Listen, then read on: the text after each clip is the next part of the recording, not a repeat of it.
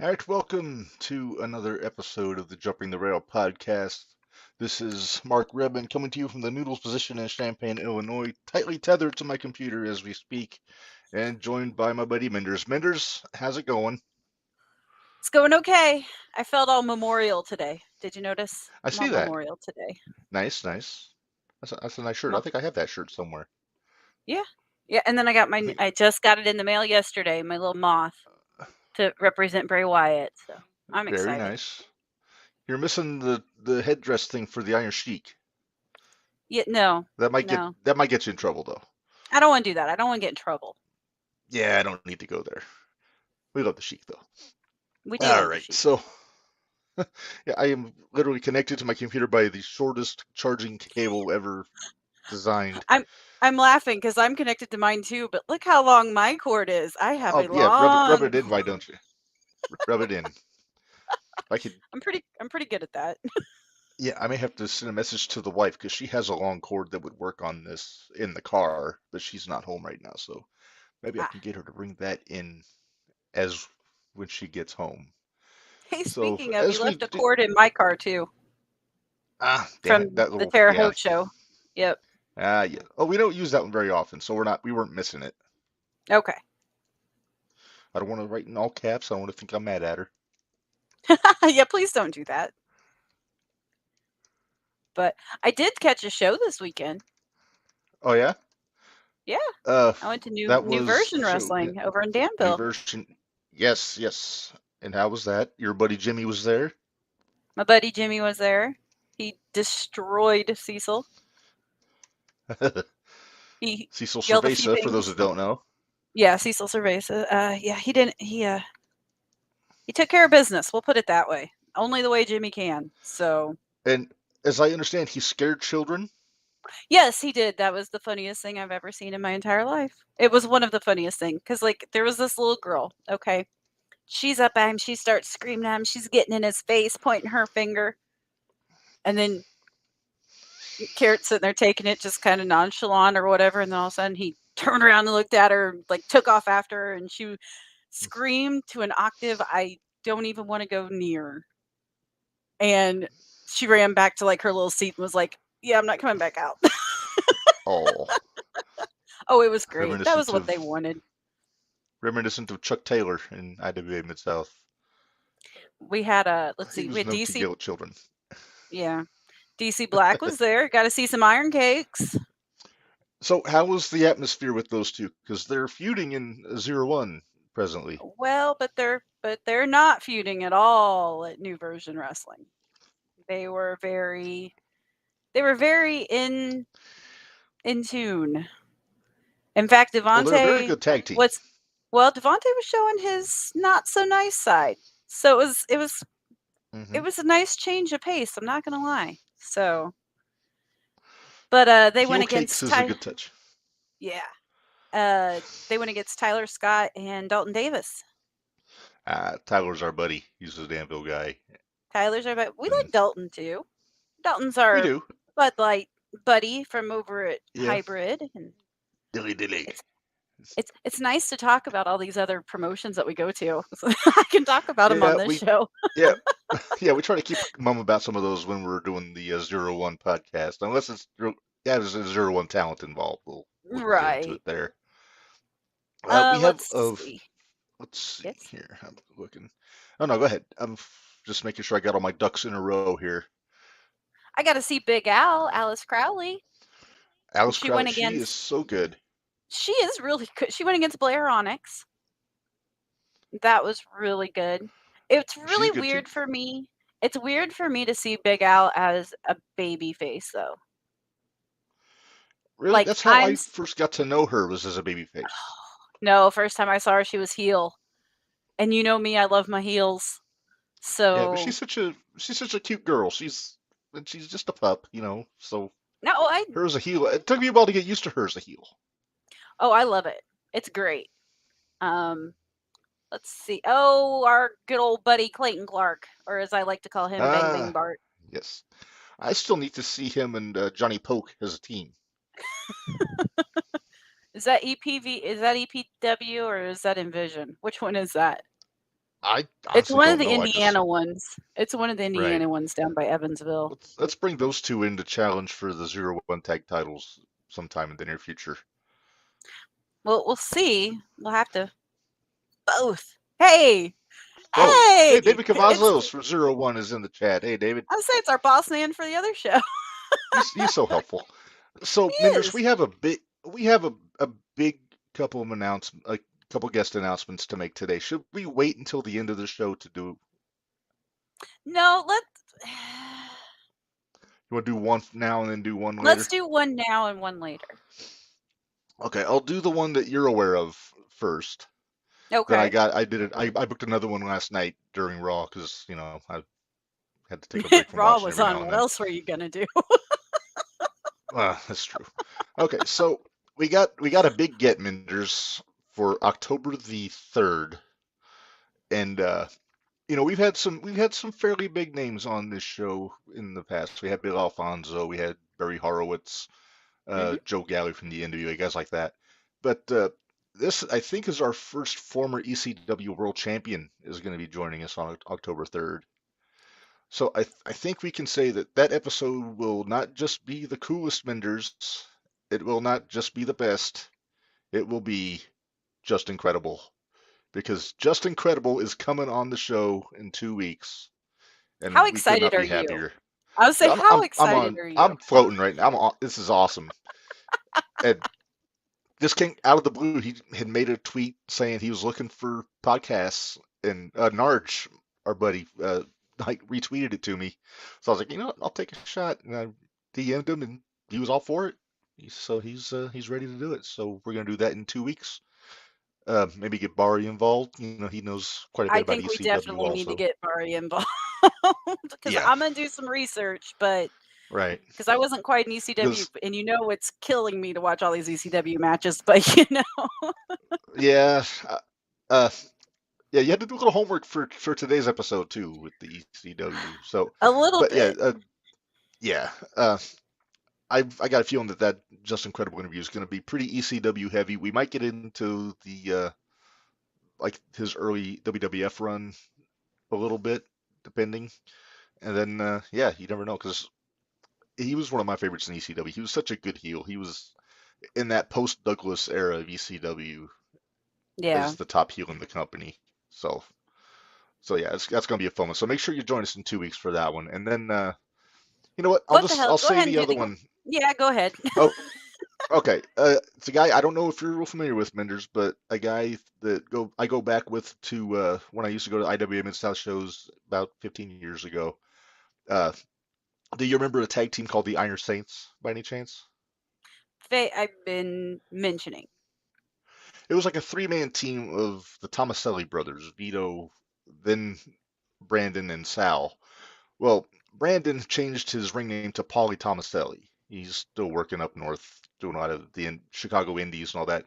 And he is actually Okay. going to join us the next episode after on the 17th. He's Okay. gonna call and join us. So Paulie Tomaselli is gonna be joining us. That'll be I think a cool conversation So because October's he's kind of packed done with everything. great It's guests, is loaded. basically. Yeah. And then we still have to, we have I guess Halloween's going to fall on show day, so we need to figure out if we're going to do something goofy for Halloween. Hmm. But I don't know. We'll see. See, because I just realized that kind of works out because we're off the week that I'll be gone, hopefully. So Oh yeah, that'll, or to Dirty Vegas. yeah, hopefully, hopefully. I don't know. We'll see what they say tomorrow. Yes, fingers crossed. Uh, Mm-hmm. so we got a cool show planned. We've been teasing this fantasy supercard thing for a few weeks now, and today over the last couple weeks, you, me, Barry, and AJ, our buddies, we kind of put our heads together, booked the matches, and then yesterday we booked the finishes and all this stuff. So we're kind of run through that here in a bit. We're actually waiting on Barry to jump in because he's going to help us out with that. Let's say what we could do is kind of run through the matches a little bit if you want to. Run through the matches a little bit because I helped in making the matches, but you guys took care of all the finishes. Right, right. I Well, didn't first I didn't off, step on any toes there. Well, what we'll do first off, we'll go into the personnel, not the talent. I decided to book the referees and the whatnots and everything. First off, Oh, you, I wish this was a real commentary team, Menders. is this Joey Styles and Danhausen on commentary. You got to have an AEW guy and an all the ECW guy. monies? All the monies. I just picture Danhausen trying to curse everyone who cuts a promo from ECW for the foul language. The picture looks like I just pieced this picture together with two separate images. This looks like if Joey Styles reacted to seeing Danhausen for the first time. Yeah, it does. You did a good job on this one. I like it.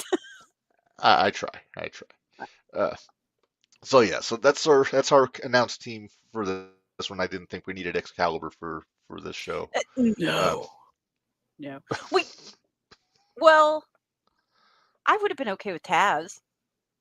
Taz is busy. But He's Taz got a is match. both. I would say he's both. I think if he had his druthers, he would rather be in the ring, especially with Oh, the I'm match we sure he got him in. would. Uh, Exactly. so we had to put together our crew here. So here's what we got. Our referees, I did two from each. So I got Jim Molyneux and John Finnegan from ECW, Bryce Rimsberg and Paul Turner from AEW. Thank Renee goodness. Moxley I'm Good, as Jim so Cornette glad calls you her. don't have Aubrey on there. No Aubrey, no corpse referee, Rick No Knox. corpse referee.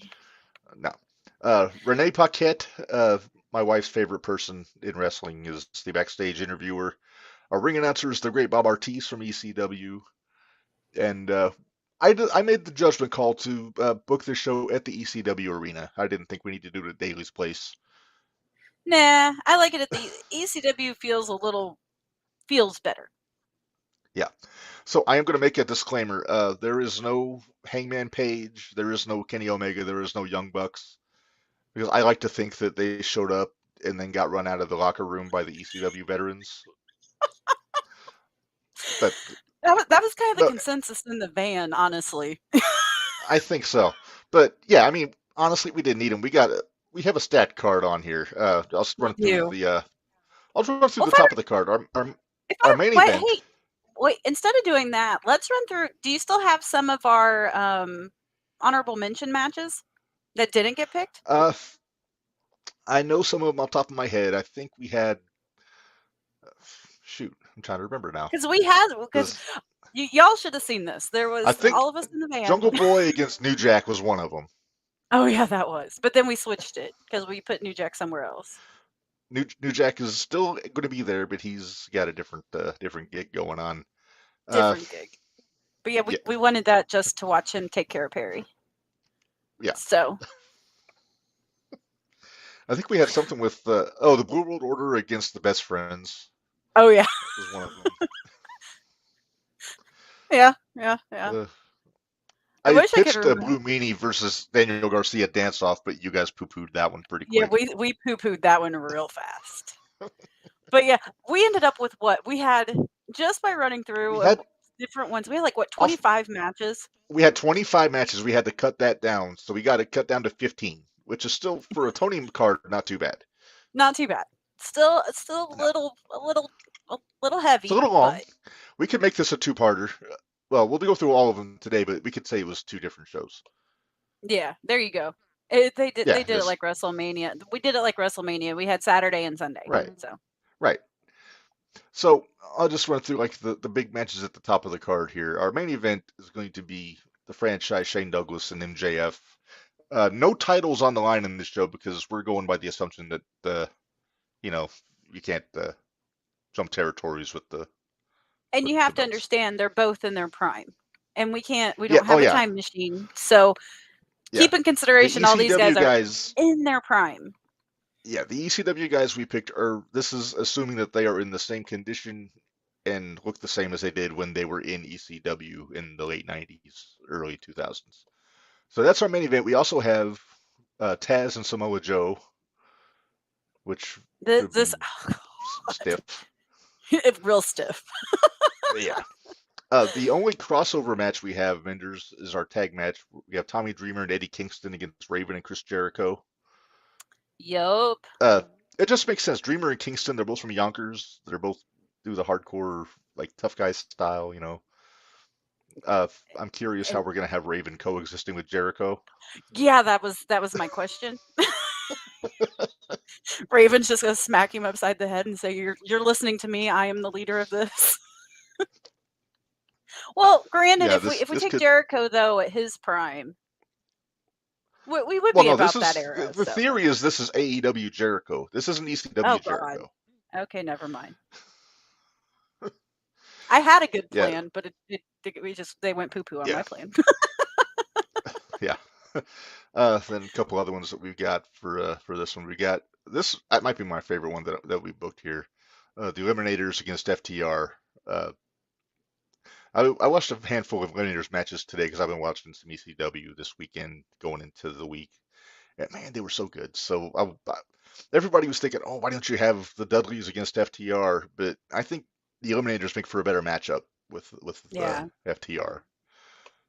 Plus, Let's didn't we see. have the Dudleys doing something else anyway. We got the Dudleys. Let's see here. You know, They got we're the Lucha probably Brothers. there. Yeah, there you go. You're we're probably disappointing, Dwayne, but he's not here, so Well, I know we are because he wanted a specific match that we did not want, no, so we need to that give. we all ixnayed in the car. We were like, no, no, Yeah, we don't want it. yeah. Dwayne suggested Moxley against the Sandman. We said, nah, No, we don't need to go there. We can do better, and we did. This is the last one we'll we'll tease. stooge off at the beginning. Uh, here you go. Masato Tanaka and John Moxley. If Moxley wants to get rough, then Tanaka can oblige him Yeah, let's get in rough. this case. If Moxley wants to no-sell weapons, then Tanaka can do that just as well as he can. Yep. So that's just a few of the matches we got planned for our Supercard here. And hopefully we'll make this a semi-regular thing with other territories, companies involved. Well, But before we get into, didn't we already kind of think about another one? We'd already said what our next one's going to be. yeah, we have. I think we got it figured out. We'll I'm wait to excited divulge for it though. that one. I'll have a lot more Yeah, to say about that one. right. Uh, well, before we get into any of the fantasy stuff, we should probably talk about the elephant in the room, Menders. Which one? Uh, Friday on SmackDown, The Oh, Rock came back. yeah. Surprised everybody. He wasn't announced for the show. He just happened to pop in during Austin Theory's promo. Happened to And pop in. Yeah, right. you know what? You say what you want. That tells me just how high they are on Theory. Oh, Look at all yeah. the shit he's gotten to do in the last 2 years. Stuff with Austin, Cena, Edge, Rock, Brock. Exactly. He's not winning all the time, but man, he's getting the rub from all these legends, They and all he's see what still. Austin is, and I think Theory, he's gonna be big. Few more years, and he's gonna be either the main face or main heel of WWE. I agree. Uh, Responding to the wife, she's hoping she gets I it back in figured. time with the long cord. Uh, so The Rock went on the Pat McAfee show before, and McAfee was there too at SmackDown. Their show was in Boulder at the University of Colorado, and then they hopped on the bus and went to Denver for the SmackDown taping. And when The Rock was on the McAfee show, he had made a pretty bold statement saying that the match at WrestleMania 39 was all but locked in with him and Roman, but it wound Mhm. up falling through. And then he started teasing the possibility of him and Roman at 40, which has some people kind of annoyed, Menders, because everybody and their mother is convinced that that's the night that Cody is supposed to beat Roman, finish his story, win the title, all that stuff. Hey, to take a page out of, I believe it was AJ in our chat this week when we were all talking about this, that said they could see Cody maybe taking it off Roman at Royal Rumble. That was actually one of my suggestions. Was that you? Okay. I Yeah. can never remember because sometimes I So, don't get them until like 14 of them have come through. So I know, I know. No, that was one of my ideas. The other one I thought of is Mania is 2 nights. They could have it one night Cody wins the belt from Roman. The next night Roman takes on The Rock non-title. Or vice versa. Would Roman be willing to do that though? That's the question. If it's The Rock, I think he would. I would like to think that he's got that old school mentality, being a third generation, second generation guy, where he would want to do business if asked to. But My only I other mean, concern, what movies does Rock have coming up? I know right right now now nothing. everybody's on There's a strike. I strike. know everybody's on strike right now, which is why I think is Uh, that Rock's there. But that's my guess. I'm thinking it won't be long before we see Batista, because he's probably in the same boat. We got Cena and The Rock already, but Batista, maybe Hogan, all the other ones. I'm kidding, no, not Hogan. He hasn't done a movie since Santa with Muscles or one of exactly. those. But yeah, it's all this depends on the strike, because it could very easily happen where the strike ends, Rock goes back to work, and he's not available for WrestleMania. Exactly. So it's all wild speculation at this point. But But it's I also mean, not doing a favor for Vince. It would be doing a favor for Endeavor. And what type of mhm, agreement does Rock want to Endeavor, have with Endeavor? and also what kind of main event does Endeavor want? Do they want to have Cody, Yeah. who's the hot baby face, or do they want multi-million-dollar megastar The Rock, who everybody's heard of, to be their main event? Well, they're going to need to do some more with Cody then because right now, in my opinion, he's fizzling. I don't think he's fizzling. He's still getting the pops. He's still getting the reactions and He everything. gets the But they just, pops, but after I Brock, still they don't have a lot for him right now. But he's making exactly. do. Yeah. He's doing the thing with Jay. I don't know where that's going to lead to. Uh, he's doing the little feud with the Judgment Day.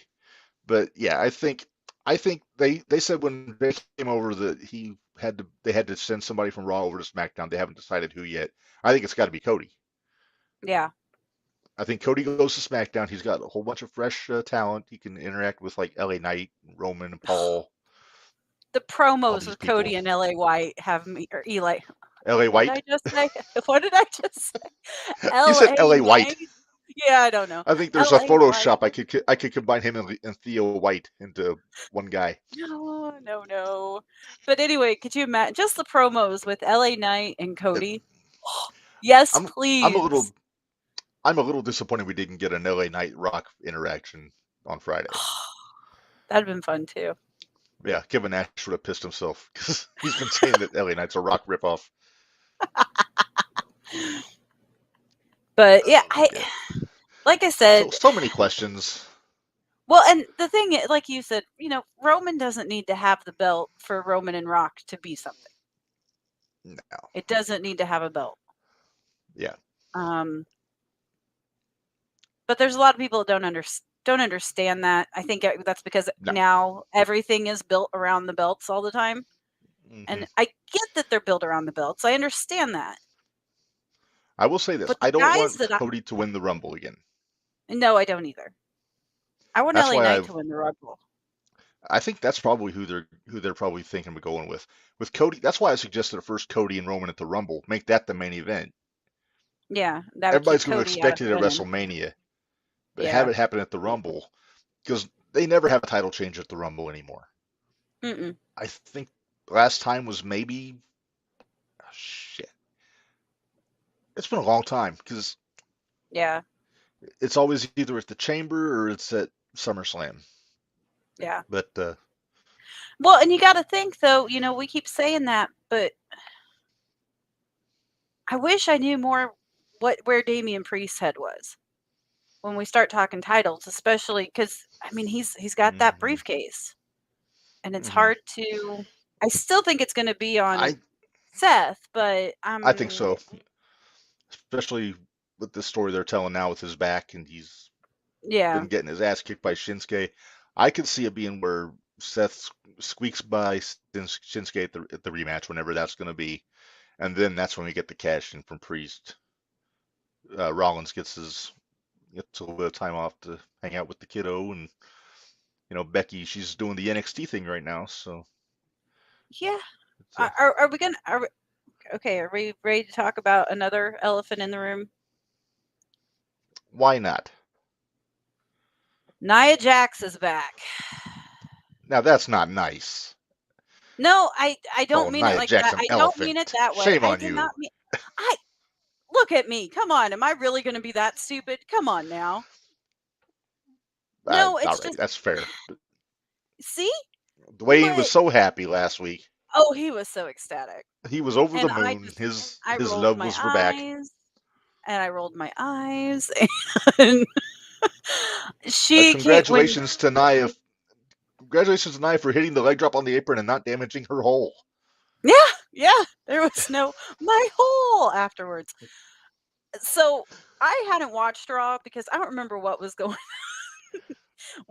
on that night. Something was going on that night. I didn't catch Raw, so I had taped it. I watched it. I get this text message. Taped. Okay, I recorded it on my Sling. Okay, whatever. I'm sorry. I'm full of it today. You are. You've been full of it all day, but that's beside the Uh, point. But I get this I text usually message am. from one of our buddies over at Hybrid that likes to sit with us, and his little boy adores me. Hmm. And I get this He's message your that says, co-conspirator. You can say it. "My yeah, he is my co-conspirator. After the past 2 shows, he's definitely my co-conspirator." But Hmm. so I get this message that says, "Have you watched Raw?" And I said, "No." He goes, "I'm not telling you, but tell me what you think after you watch it." So I'm like, "Okay, what happened?" Because I don't get messages like that unless something major Juicy. happens. Yeah. And I I think my response was, "Why? Effing why?" were my two I can was I my guess whole thing. can I guess what your face looked like when you saw Nia Jax come back? Yeah, go right ahead.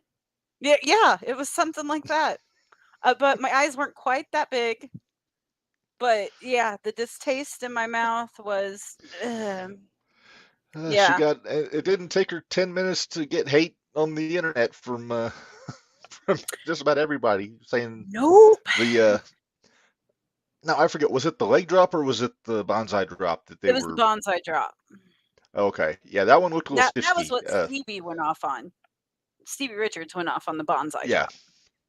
right. I noticed last night she was a little safer with it with Shayna, She was. but I think she I likes Shayna. I don't think she knows Rhea. Plus, maybe she well, thought Rhea was tough. She could take it, well, or maybe she just doesn't all give a shit.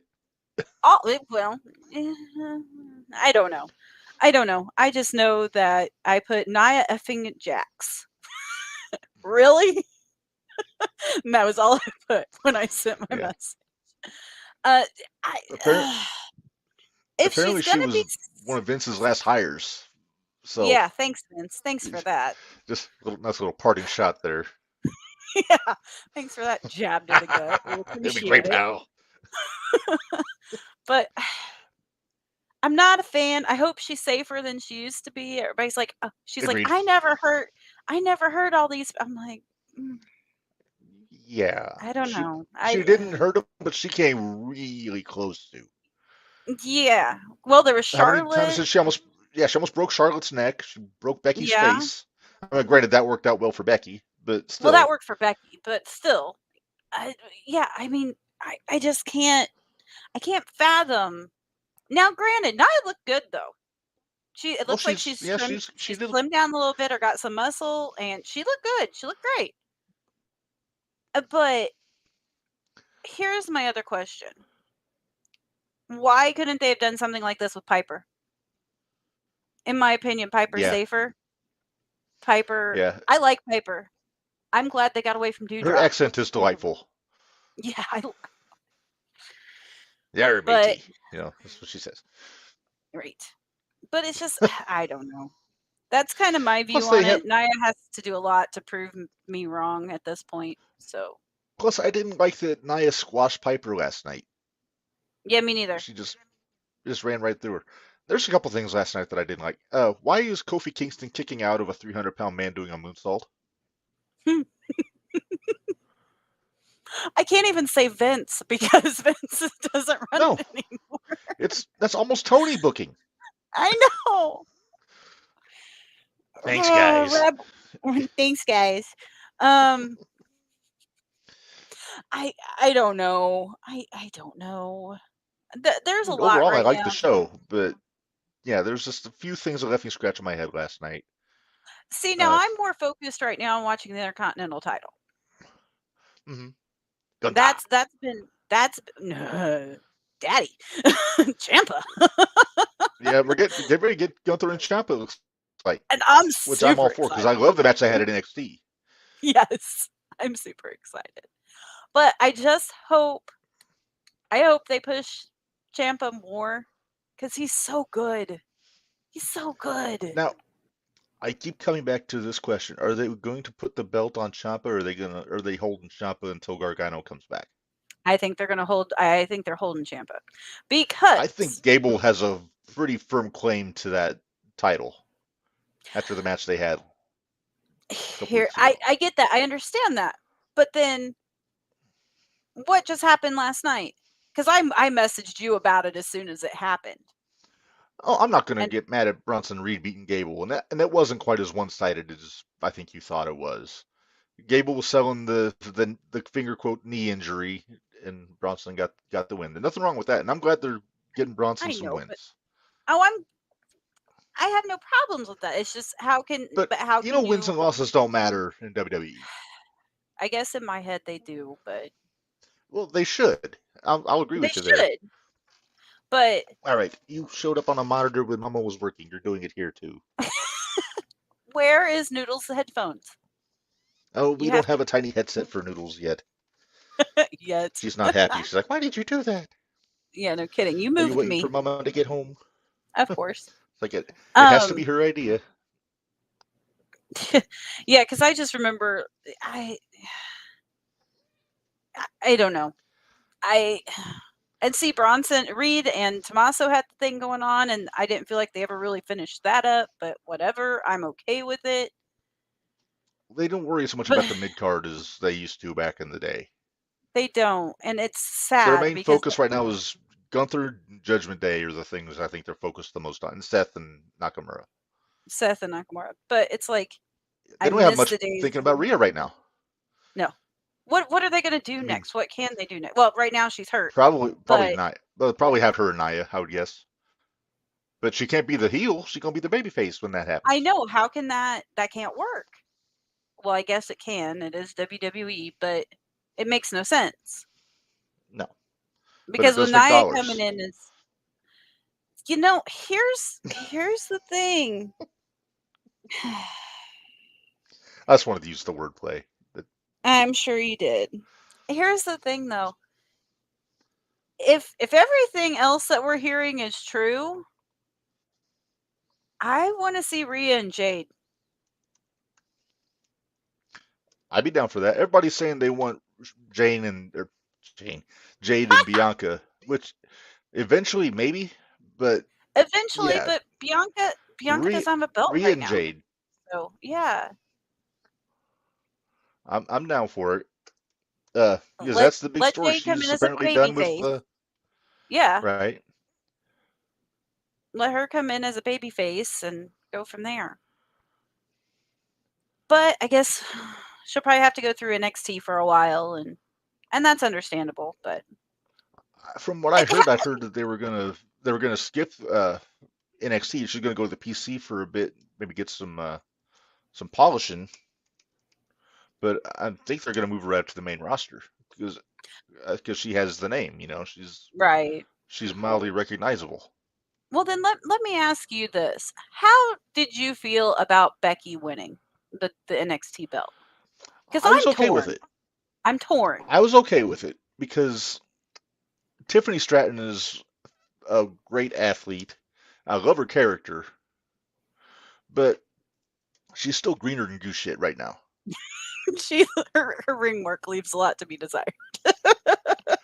Yeah, and but I think that's why they do this, where they bring in the veterans to work with the young guys. It goes with like I know he's not really a veteran, but Dominic Mysterio coming in and doing the North American title stuff with Dragon Lee and all the young guys there. It's kind of the same Did I idea. Same thing when they would have Natalia come in. did I see Dragon Lee's going to be on Raw next week, or did Next I week, miss see that? Next week he is challenging Dominic for the North American Championship on Raw. On Raw, right? Okay. But he's not moving up to Raw. He's just there for the title Well, match. I didn't figure he was moving. I didn't figure he was moving up to Raw, but yeah. No, he's going to be on Raw next week challenging uh, Dominic. You know, I will say I'm a little bummed I'm going to miss NXT tonight because they've got me hooked with that the cup, the Heritage Cup that they're doing. Those Oh man, matches that's have still been so good. so good. Yes, I agree. Even working in some of the main roster guys like Pete Dunne's doing it. Pete I needed I something. like Regal. He needed Yeah, something. I like Regal Jr. I kind of want to see him and Pete have a match I because I think they're in separate blocks. yeah. Well, you know how I Nathan Frazier's my buddy. I met him over at Yeah, New Wave Pro. So every time I see him on, I'm just like, I'm so proud of where he got. That's great. And I really want to see him do well. And I I really agree with want that. them I want them to bring back Duke as a nasty guy and not the stupid Chase U stuff. I'm not a fan of Chase U Duke. I'm not either. I like the old Duke. Gacy though is doing awesome. See, but then I kind of wonder if I love your wife. What is she making comments? Yeah, she is, and I love it. Oh, okay. So she had to see how comically close I am to that. And what's the verdict? I know It's she's comically close, but that it is. yeah, the one block is set up to where they could have what, a three-way tie. Yeah. If Duke wins tonight, then he and Frazier and Coffee, I believe, are tied. Or yeah, Coffee. I said Gacy. I meant Coffee. Darn it! I forgot what I was Honestly, not bad from what I can see. doing.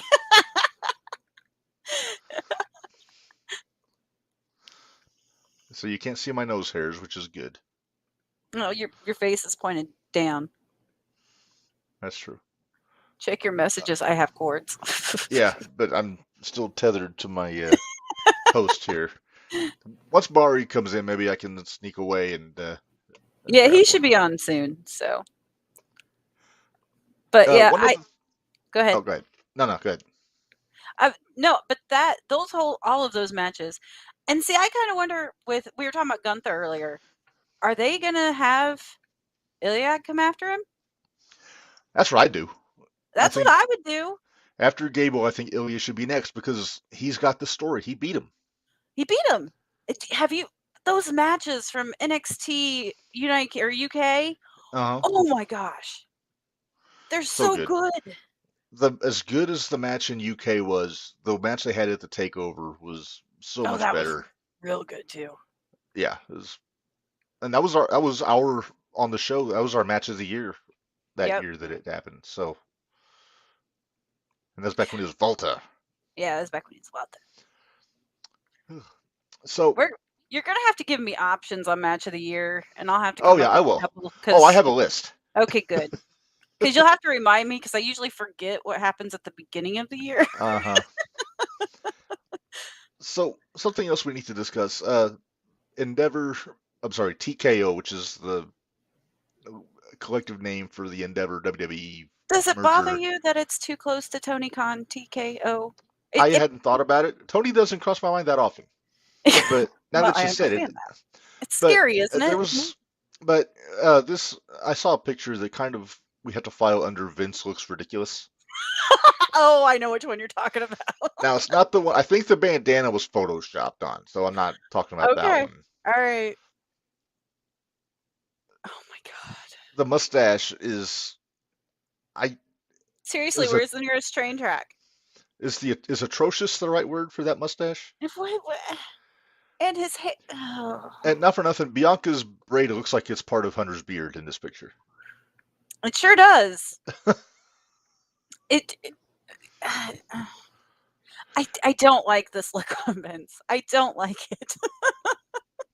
He looks like a soap opera villain in this picture. Well, he is a villain. He left us with Nia Jax.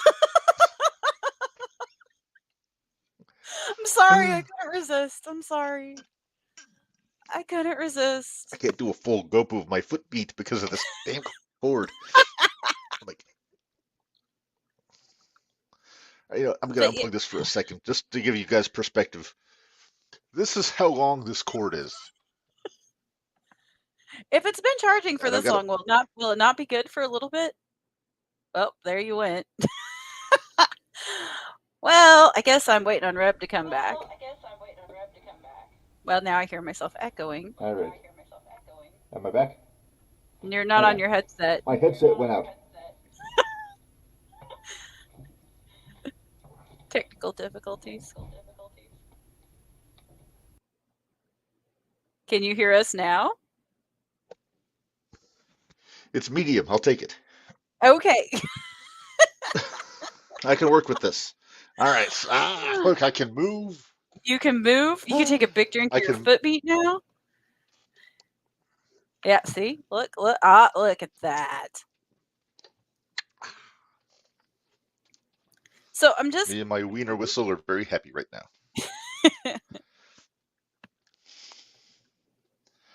The spoon doesn't mean as much on this show though, but that's okay. No, you don't stir the pot as much on this show. I tend to sometimes. Sometimes. But yeah. I don't know. So All okay. Right, all right. So I said we weren't going to get into a lot of AEW. We got to get into a little bit of AEW because Grand Slam is coming up on Wednesday.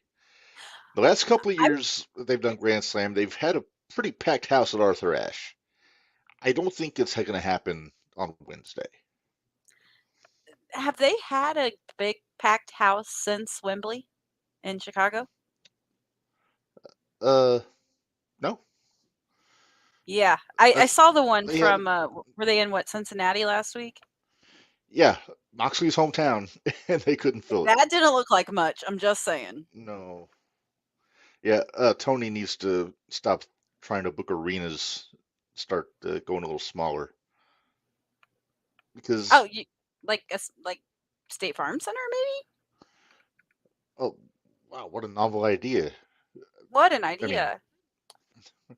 And heck, not charging $600 for seats, but you know. Well, there is that.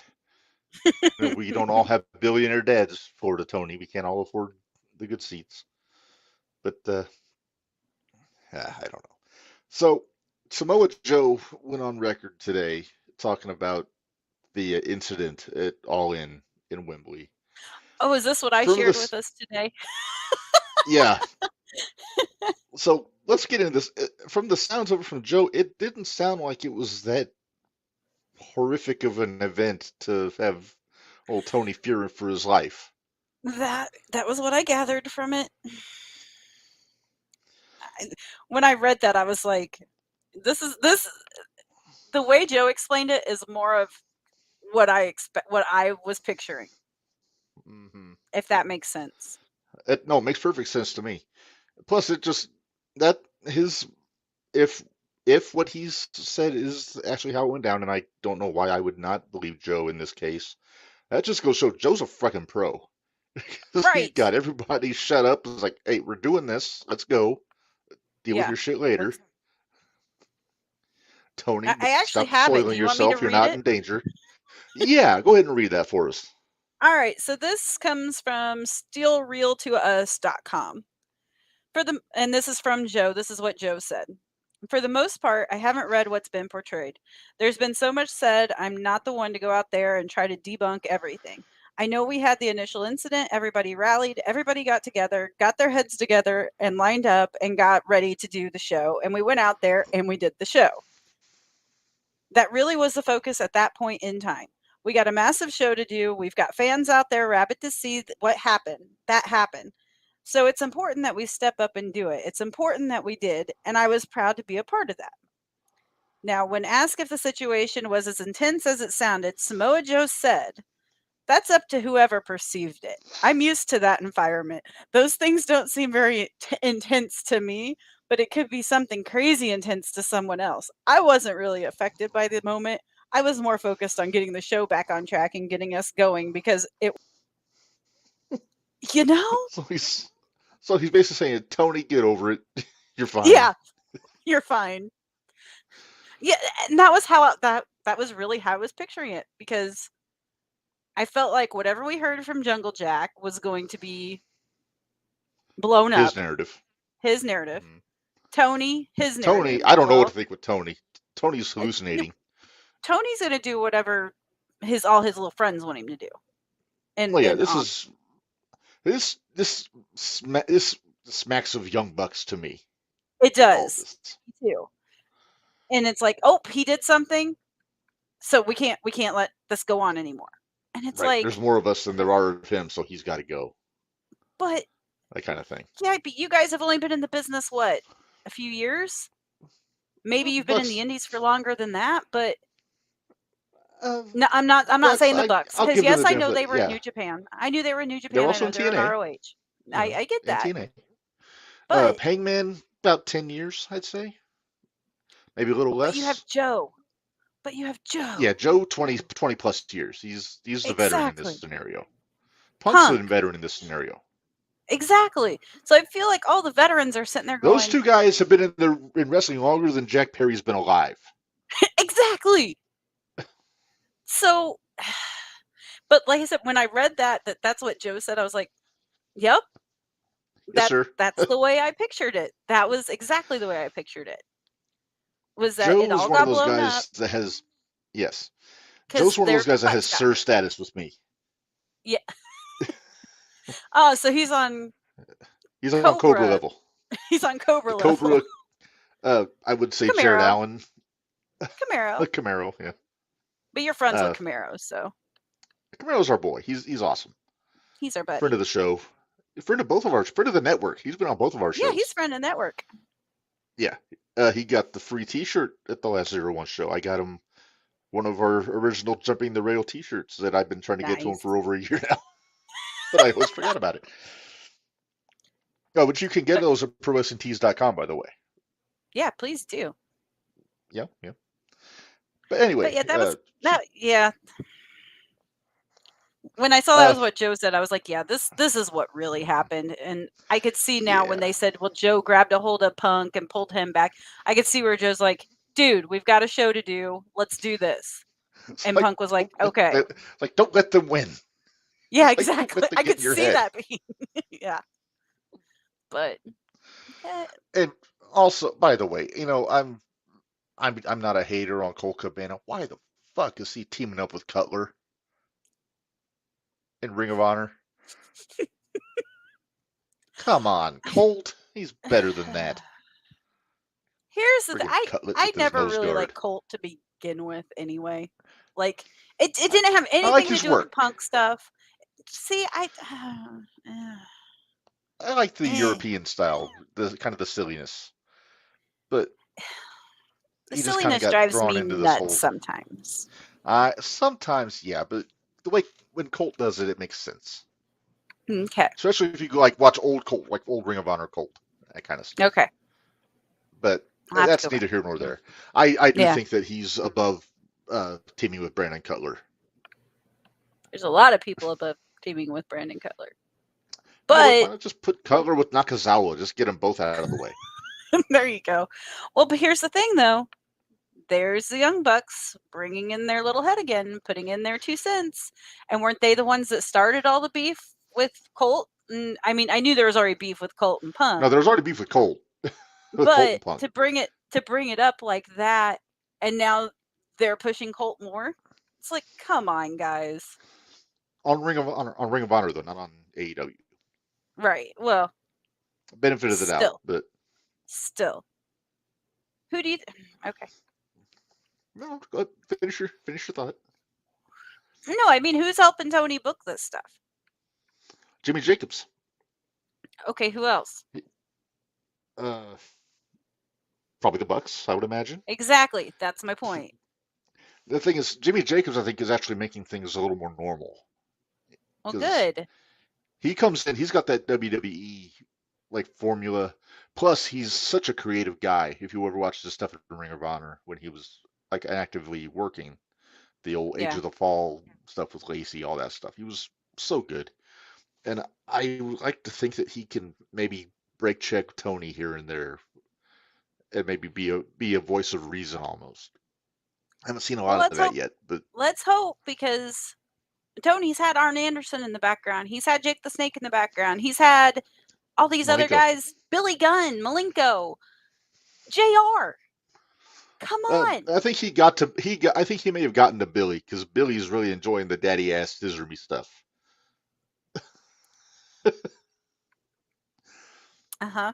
I wish if Barry was here, I'd ask him what the total's up to now. We'll find out in the morning. We were over 3,000 already, so I'm waiting. Yeah. But yeah, there's a wealth of knowledge in that locker room that they could feed off of, but they're listening. Number one, they're not listening to the veterans. Number two, they're listening to the Bucks. Yeah. And Kenny and Kenny's not even the problem.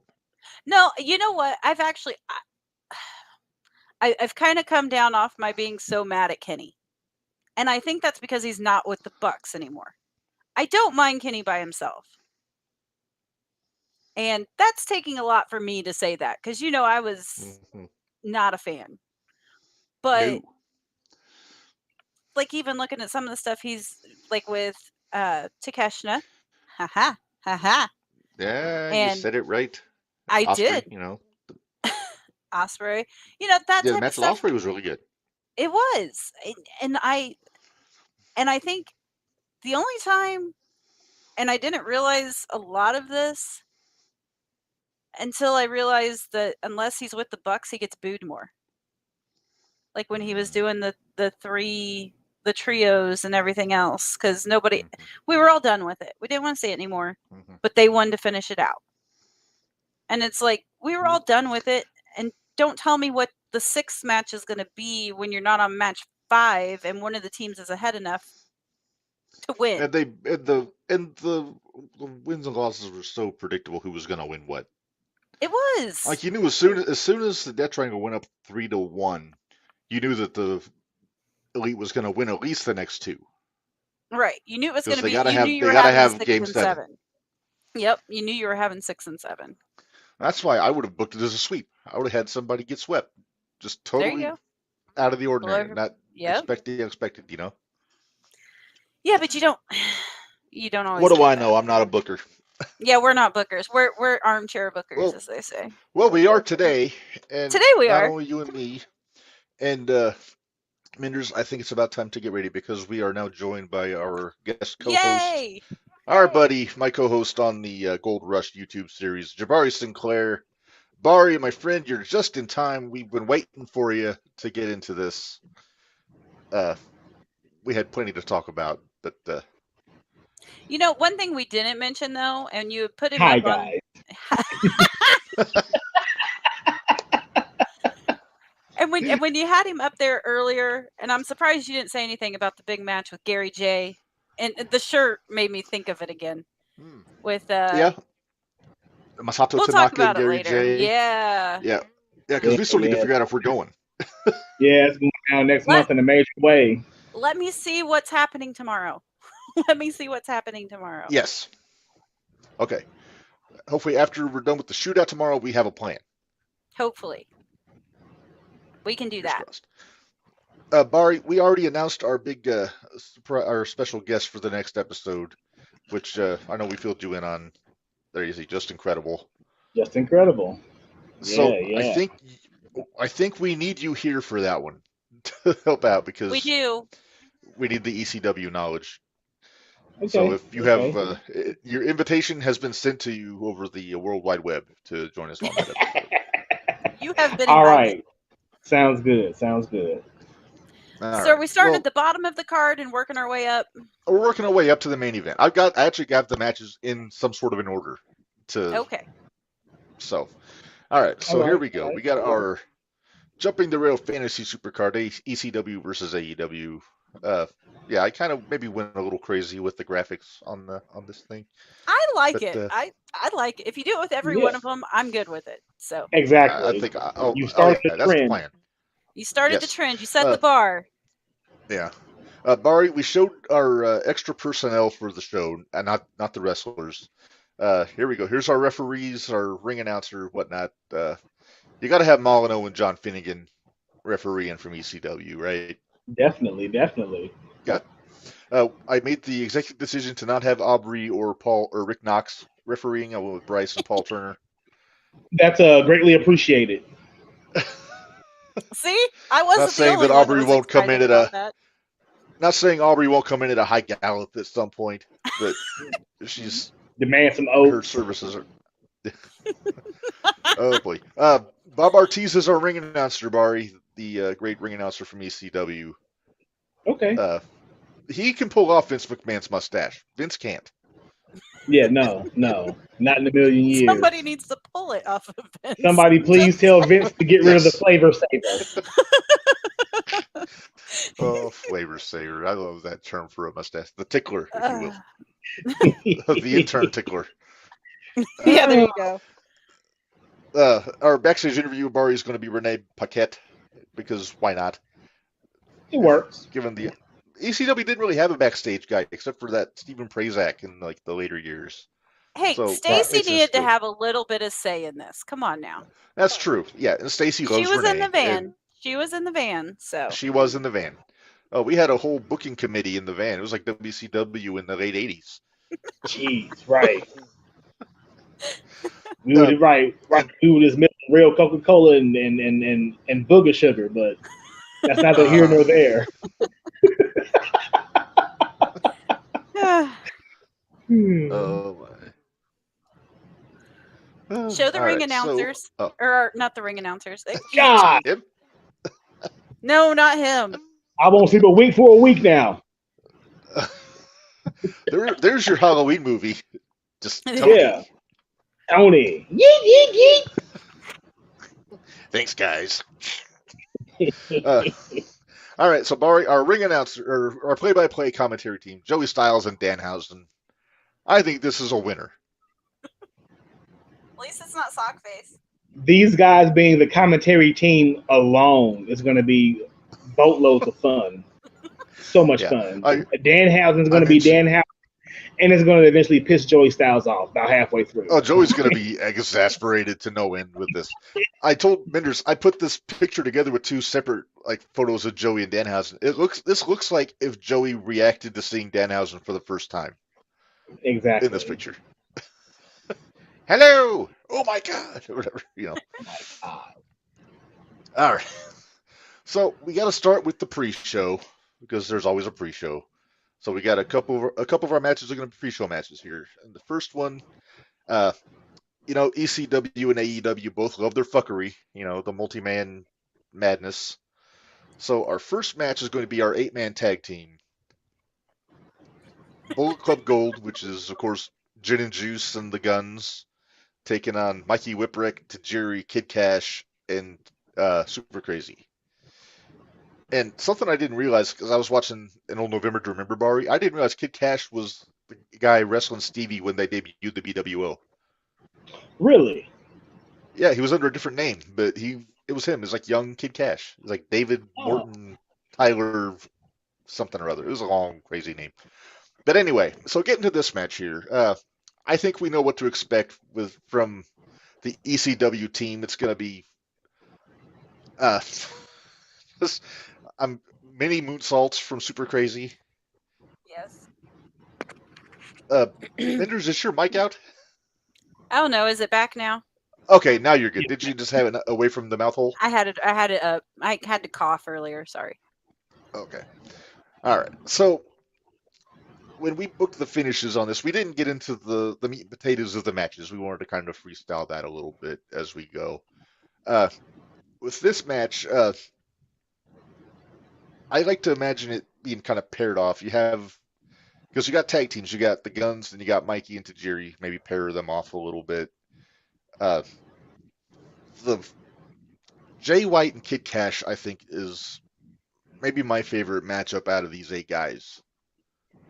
Oh yeah. I like Jay, so. So do I. Oh, Jay's one of my Well, that's all favorites. that a lot. Now, yes, pairing the tag teams off is great too, but also at some point in the match, we're going to have Mikey get separated from everybody, and all four of the Gun Club. Mikey's they're going to beat the hell out of him. Big heat on Mikey for sure. Yeah. I think Juice would shine in this match, both with his charisma and what he does in the ring. At some point, Kid Cash has to vault off of the back of the referee. We're going to say John Finnegan's the referee on this match. Yeah. So at some point, they're going to all spill out to the floor. Finnegan's going to hit the hands and knees, and Cash is going to do the Hardy Boys vault over the top rope into a moonsault and take everybody out, including security and half of the fans. It'll be a good time. It will be a good time.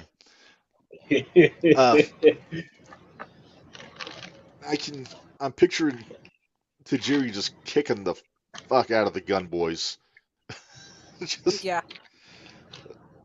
Oh, man, there's so much fun to be had, especially when you think of Tajiri and even Tajiri and Billy when they had their matches in WWE or F or whatever you want to call it then.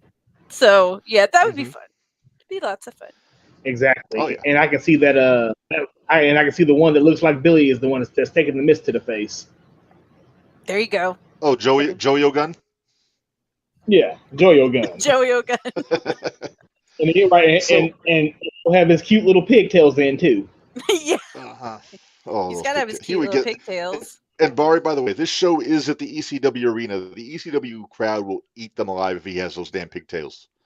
Alive, and that's the reason why he'll do it, for the heat. Yep. Heat, yes. Good heel is never afraid of the heat. So we went through, we figured out the finish on this one. I think we had it where Mikey's going to hit the whippersnapper, countering Juice and Colt Friction, his version of the Unprettier.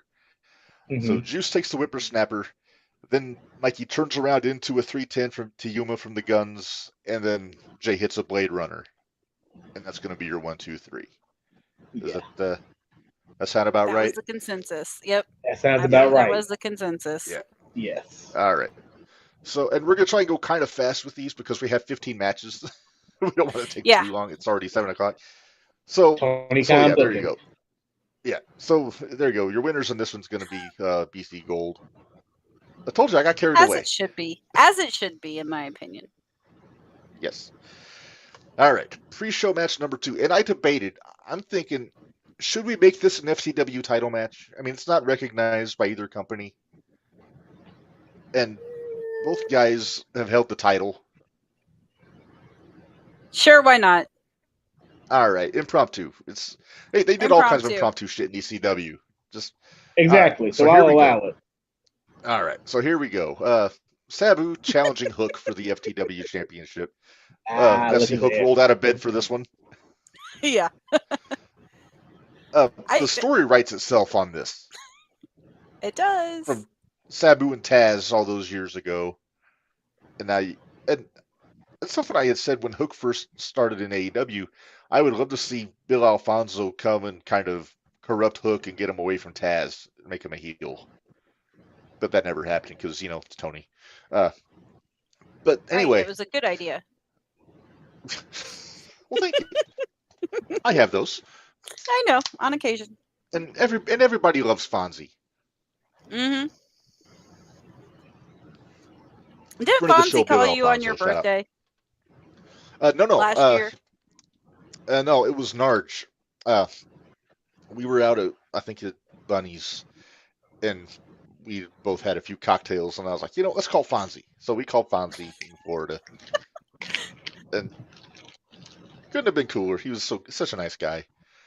But I'm cheap. That was my birthday present to Narge. Let him talk to Fonzie on his birthday. So.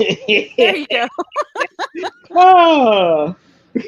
All right, we're getting off of topic here. Let's get not us. Let's get back to it. Not us. No. I forget who we picked for this one. We'll get to it. But okay. Oh, I remember. This is one I had to flip a coin between the two because I couldn't figure out who to book to win. Right, that's right, yeah. You remember that. Okay. So, I imagine many suplexes from Hook to Sabu. I think Sabu Crazy would jumps make from Sabu. right. He would make liberal use of the steel chair. Yes. Uh, I bet you he wouldn't use glass. Yeah, probably not. He was content with the barbed wire and yeah, I'm about to say sharp points and barbed things wire. in his Yeah, boot. yeah. Tables. That's as far as the line should go with sharp things, but Right. whatever.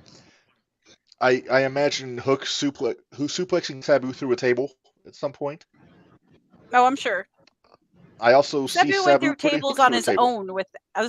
Sabu went through tables on his own without any help from anybody else, so it's That's fine. true. Yeah. I'm trying to think how we had the. We had it where I think we had it set up where Hook is going to hook in the. Well, he calls it Red Room. It's a Taz mission, if you ask me. It's never going to be Yeah, a it Taz is. mission. I have Sabu escaping in some form or fashion. I'm trying to figure out how to get to the finish on this one because the way I have it, I know what the finish is going to be, but just how we're getting there. Because in my head, I've got Sabu hitting that atomic Arabian face buster off the top rope with the chair. So he sneaks out of it, gets out of the Red Room. He does that. He does that roll backwards into a pin while he's in the hold. So Hook has to grab the hold. Yeah. There you go. Okay. That's how we get there. Okay. And then as he rolls most back, of the time there's a they chair, just leave pick this up the up to the chair, wrestlers. chest pass to the face. Yeah, there you go. Yeah, and then he goes up, hits the finish, and there we go. 1, 2, 3, and Sabu's your winner. See, but again, this was better one than the ones on the AEW video game. Right? But again, it's like this one was one that was tough to call because we were all kind of like, well, it could go either way. We would let it go either way. But about to say, despite me seeing Sabu being wheeled out of the hotel that we were at for the expo this last April. Yeah. Well, we did. I passed him when he was down before he was on the stretcher that night. That day. Oh wow! Yeah, because he was in the lobby. Yeah. And Van Dam was coming from the big room. This is the whole thing. I just stayed out of the way. We did preface this with, you have to remember all the ECW guys that we have booked are in their prime. Yeah, this is ECW era ECW guys, not just the older fellas. Especially not the next match. I would certainly hope so because some of these guys will have to be picked posthumously, if you will. That's true. Yeah. Speaking of so those two matches are our pre-show. So let's get to our opener, and this is one of those, Barry, that you just talked about. Wild-eyed Southern boy Tracy Smothers, rest his soul, taking on the recently de-jobbed CM Punk. I just made a judgment call to put Punk in here because future endeavor. I used the Vestilio clause. It's a work. Never happened. It's a work. Never happened. It's a work. My man, and right there. One, yes. And the thing is, I've seen these two have matches on the indies before, whether it was 3-ways, tag matches. And number one, Punk loved Tracy. Tracy's one of the guys that everybody just revered on the indies. And it's one of those things. Punk would do whatever. He would let Tracy call the match, I would assume, in this case. Oh, I'm sure he would. Like you said, he had a lot of respect for Tracy. Everybody has respect for Tracy. Front face lock in the gorilla position. Exactly. I'm still telling you, what would Tracy Smothers have done to Jack Perry in the locker room? Same damn thing. Beat his ass. Maybe worse. Exactly. Everybody dies. Same damn thing. Oh. So I picture Tracy using multiple martial arts kicks, not judo kicks like Jim Ross would call them back in the day. I think Punk would bump like crazy for Tracy. I don't think Punk would have a problem with it. No. No. Wouldn't be a long match. We don't have to get too deep into details on this. I got Punk going over. I'll give you the option: go to sleep or Pepsi plunge, Bari. Because it's Tracy and he's got love for him, I'm gonna say the Pepsi plunge. Thank you. All right, I love the Pepsi plunge. Punker's knees don't like the Pepsi plunge anymore, even though he did beat Joe with it at the pay-per-view. Yeah, he did. But the less he uses that move, the better his knees are. So there we go. Well, he's been future endeavored, so he won't be using the knees much anymore. So now, not for a few months anyway. Yeah, not if you ask Gary, but. Hey, Punk said on that MMA show he was doing commentary. He said he's got a couple months of free time. So exactly. All right. So the match that pissed Dwayne off. Oh, the match that pissed Dwayne off. As I don't know if you saw the comments when I posted this match I posted the full card a couple days ago on Facebook, and Dwayne popped in right up and said, "I wanted Sandman versus Moxley." First thing he said, and I was like, "No, we're not doing Sandman versus Moxley."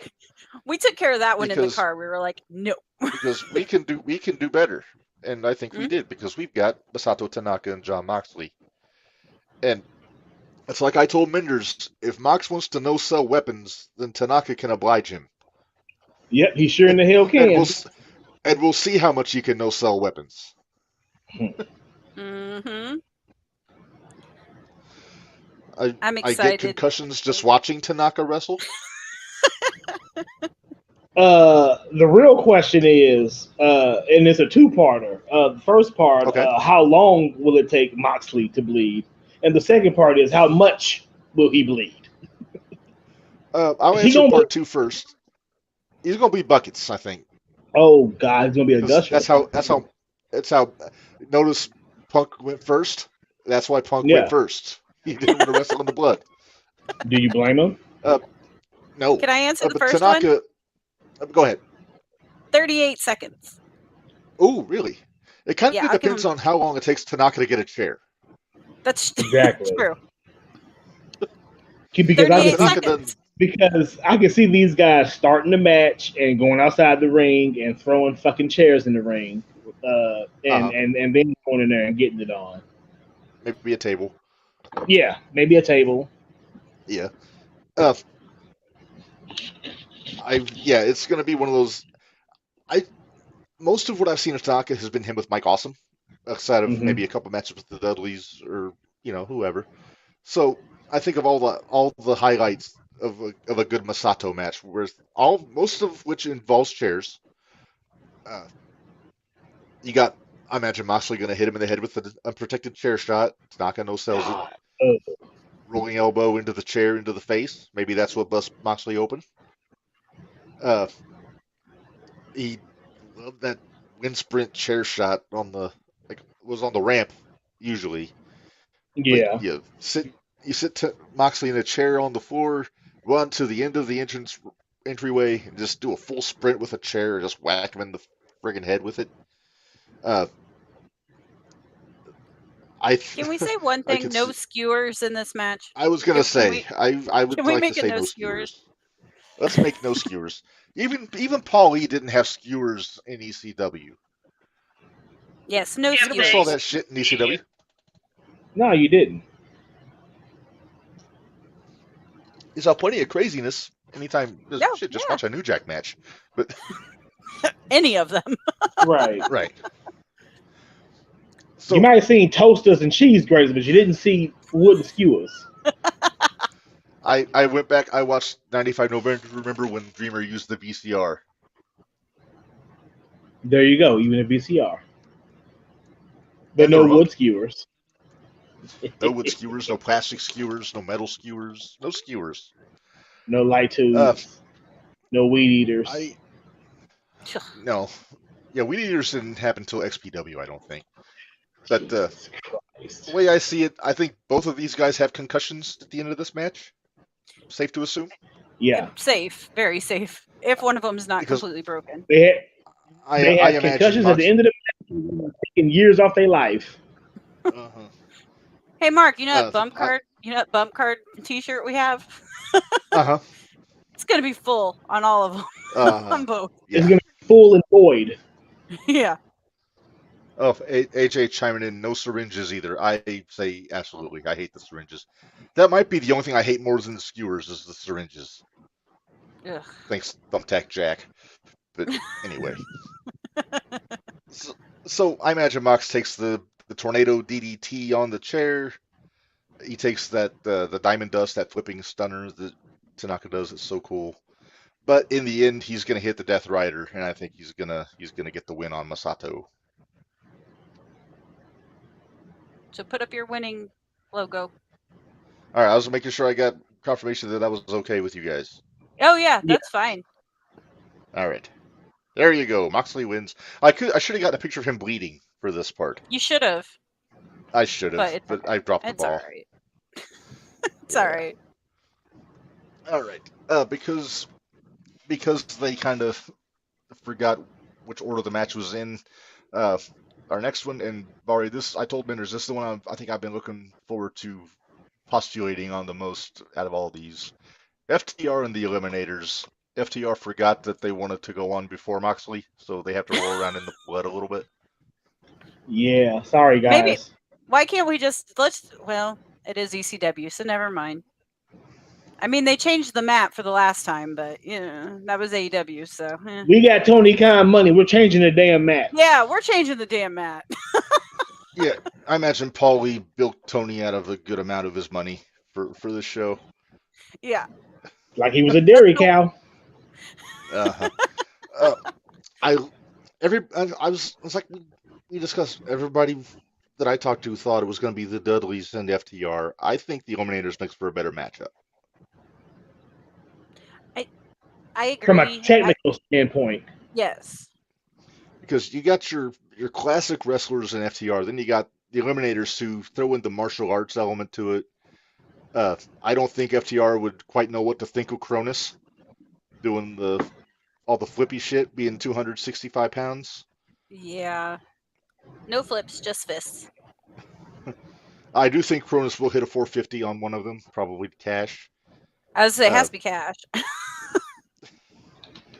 Saturn will hit that big elbow drop on Dax though.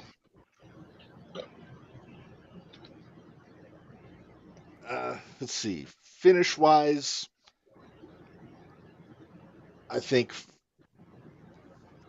Cronus takes the spike pile driver from FTR to put him out, and then they hit Saturn with the Shatter Machine. Yeah. 1, 2, 3. And I think that gets the win. But I think this match goes a good 15 minutes at least. Yeah, at least almost 20 probably. Probably, yeah. But there you go. FTR is going to win. I'm bummed I couldn't find a decent picture of Dax with the mustache. It almost looks like the Revival more than FTR. You know what though? I'm okay with it. Those guys, they've always been both to me. So. Yeah. So good. All right. But see, yep. Jay watching down over him. So. Oh yeah. Man, just imagine if we could have done Dudleys and Briscoes if things went differently this year. Yeah, and that right there alone would have sold tickets with asses in seats. Sure would have. Mm-hmm. As long as Time Warner would stop sucking and let Jay be on TV. Time Warner sucks eggs. They do. I have a shirt that says that. If I ever get to another AEW taping, I'm wearing that shirt. I hope so. I mean, if it's not a punk shirt, they can't make me take it off, right? Hey, I have an FTR shirt that's a punk shirt, so I bet you I could get in. Yeah, you might. All right, well, let's move on to our next one. And this one, I think, would be a fun one. It's not really a clash of styles, but it's like both sides of the extreme on the same style here. And it's Too Cold Scorpio taking on Swerve Strickland. We all popped in the van when we came up with this one. Uh-huh. Because I forget who. I think AJ pitched somebody else for Swerve, and then we thought of Scorpio. Mm-hmm. But I imagine Swerve's music is playing and Scorpio's dancing in the ring to it. Right. Because, Scorpio loves to cut a rug. Yeah. Funny Oh, was story, it Daniel Garcia that we won with? Yes. Yeah. It was going to be No, that was Garcia with and Blue Scorpio. Meanie. No. That was Blue Meanie was with Best Friends. Oh, yeah. So that's what it was. It was Daniel Garcia because we won the dance off. Mm-hmm. Well, I suggested you poo-pooed it pretty quickly. I did poo-poo it quickly. I'm sorry. I hate watching Daniel Garcia dance. I hate it the first time I seen him do it. I said, "What is he doing? What are you doing? Channeling your inner Shakira?" Yeah, no kidding. And then don't get me started on the thing with Billy Gunn that went viral. It's, Can't unsee that. No, you can't. No. Hey, Bari's here now. Bari, what's the total? Oh yeah, we were talking about Billy Gunn. I've got to look it up. Give me just a second here. But you need the little green visor like the accountants have when you're doing this. 38-13-44. 38-14-34? Yes. All right. Somebody get that amount to Billy Gunn. See if we can. One of these days, I'm going to have to cash in. The weather changed, so there was a 6% increase. Ah. And he's a champion now, so we had to increase it because he's a champ now. Yeah. That's right. And I survived a hurricane, so we increased it because of that. Did you by chance say stand back, there's a hurricane coming through to anybody when you were down there? No, because the only people we saw was each other. That's it. See, you would have popped. I bet Barry would have popped if you would have said that to him during a hurricane. No, he wouldn't have. We were all a little. We were a little on edge during that time. Yeah, just a little bit. It's just a little old hurricane. Okay. Just a little hurricane. And I was 3 sheets in the wind. We both were. Did you tie yourselves to a tree so you wouldn't blow away? No, you couldn't get us to step outside. You could not get us to step out. It was hard enough to go out to the garage to get water. Yes. But all right, let's get match. We jumped off the rail again. We sure did. So I imagine, well, both of these guys are cocky, but I imagine Swerve getting like extra, like arrogant and getting in Scorp's face. Scorp kick him in the head. A few times. Yeah, because Scorp don't play that shit. He's a badass in real life. Oh yeah, such a cool guy too. Yeah. But like I said, I imagine Scorp going for a lot of the high risk stuff, the moonsaults, I would say maybe have him going for a 450 but missing. Probably. Then Swerve hit the stomp. Yep. Now, should we have Prince Nana at ringside for this? No. You don't like Prince Nana, do you? I don't. I love Prince Nana. I think he's awesome.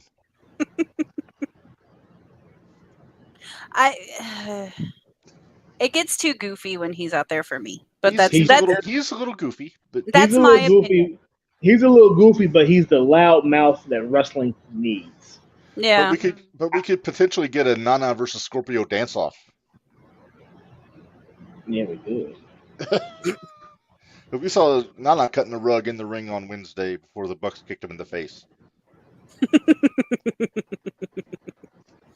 But it was the Bucks. Yeah. Okay. Nana. All right, but yeah, I got Swerve winning this one with the stomp off the top rope. I agree. Clean win, Swerve is just good though. Swerve is so good. I told you, if there was no MJF, Swerve would be that top heel in the company. He would be. I would have him as a world champion if there was no MJF right now. Yeah, I could see that. He's definitely got that potential. Yeah. But there you go. Swerve wins. He looks thrilled. Let's see. So, Menders, we've got about 6 matches in, and we have not had a house fight yet. Well, let's fix that. Let's do that. All right, here we go. The Man Beast and the Redeemer, 1-on-1, Rhino and Miro.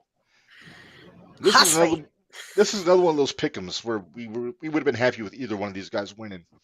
Yep. These guys are going to beat the crap out of each other. Miro's going to be striking. Rhino's going to be throwing. Jesus, put the women and children to bed. Yeah.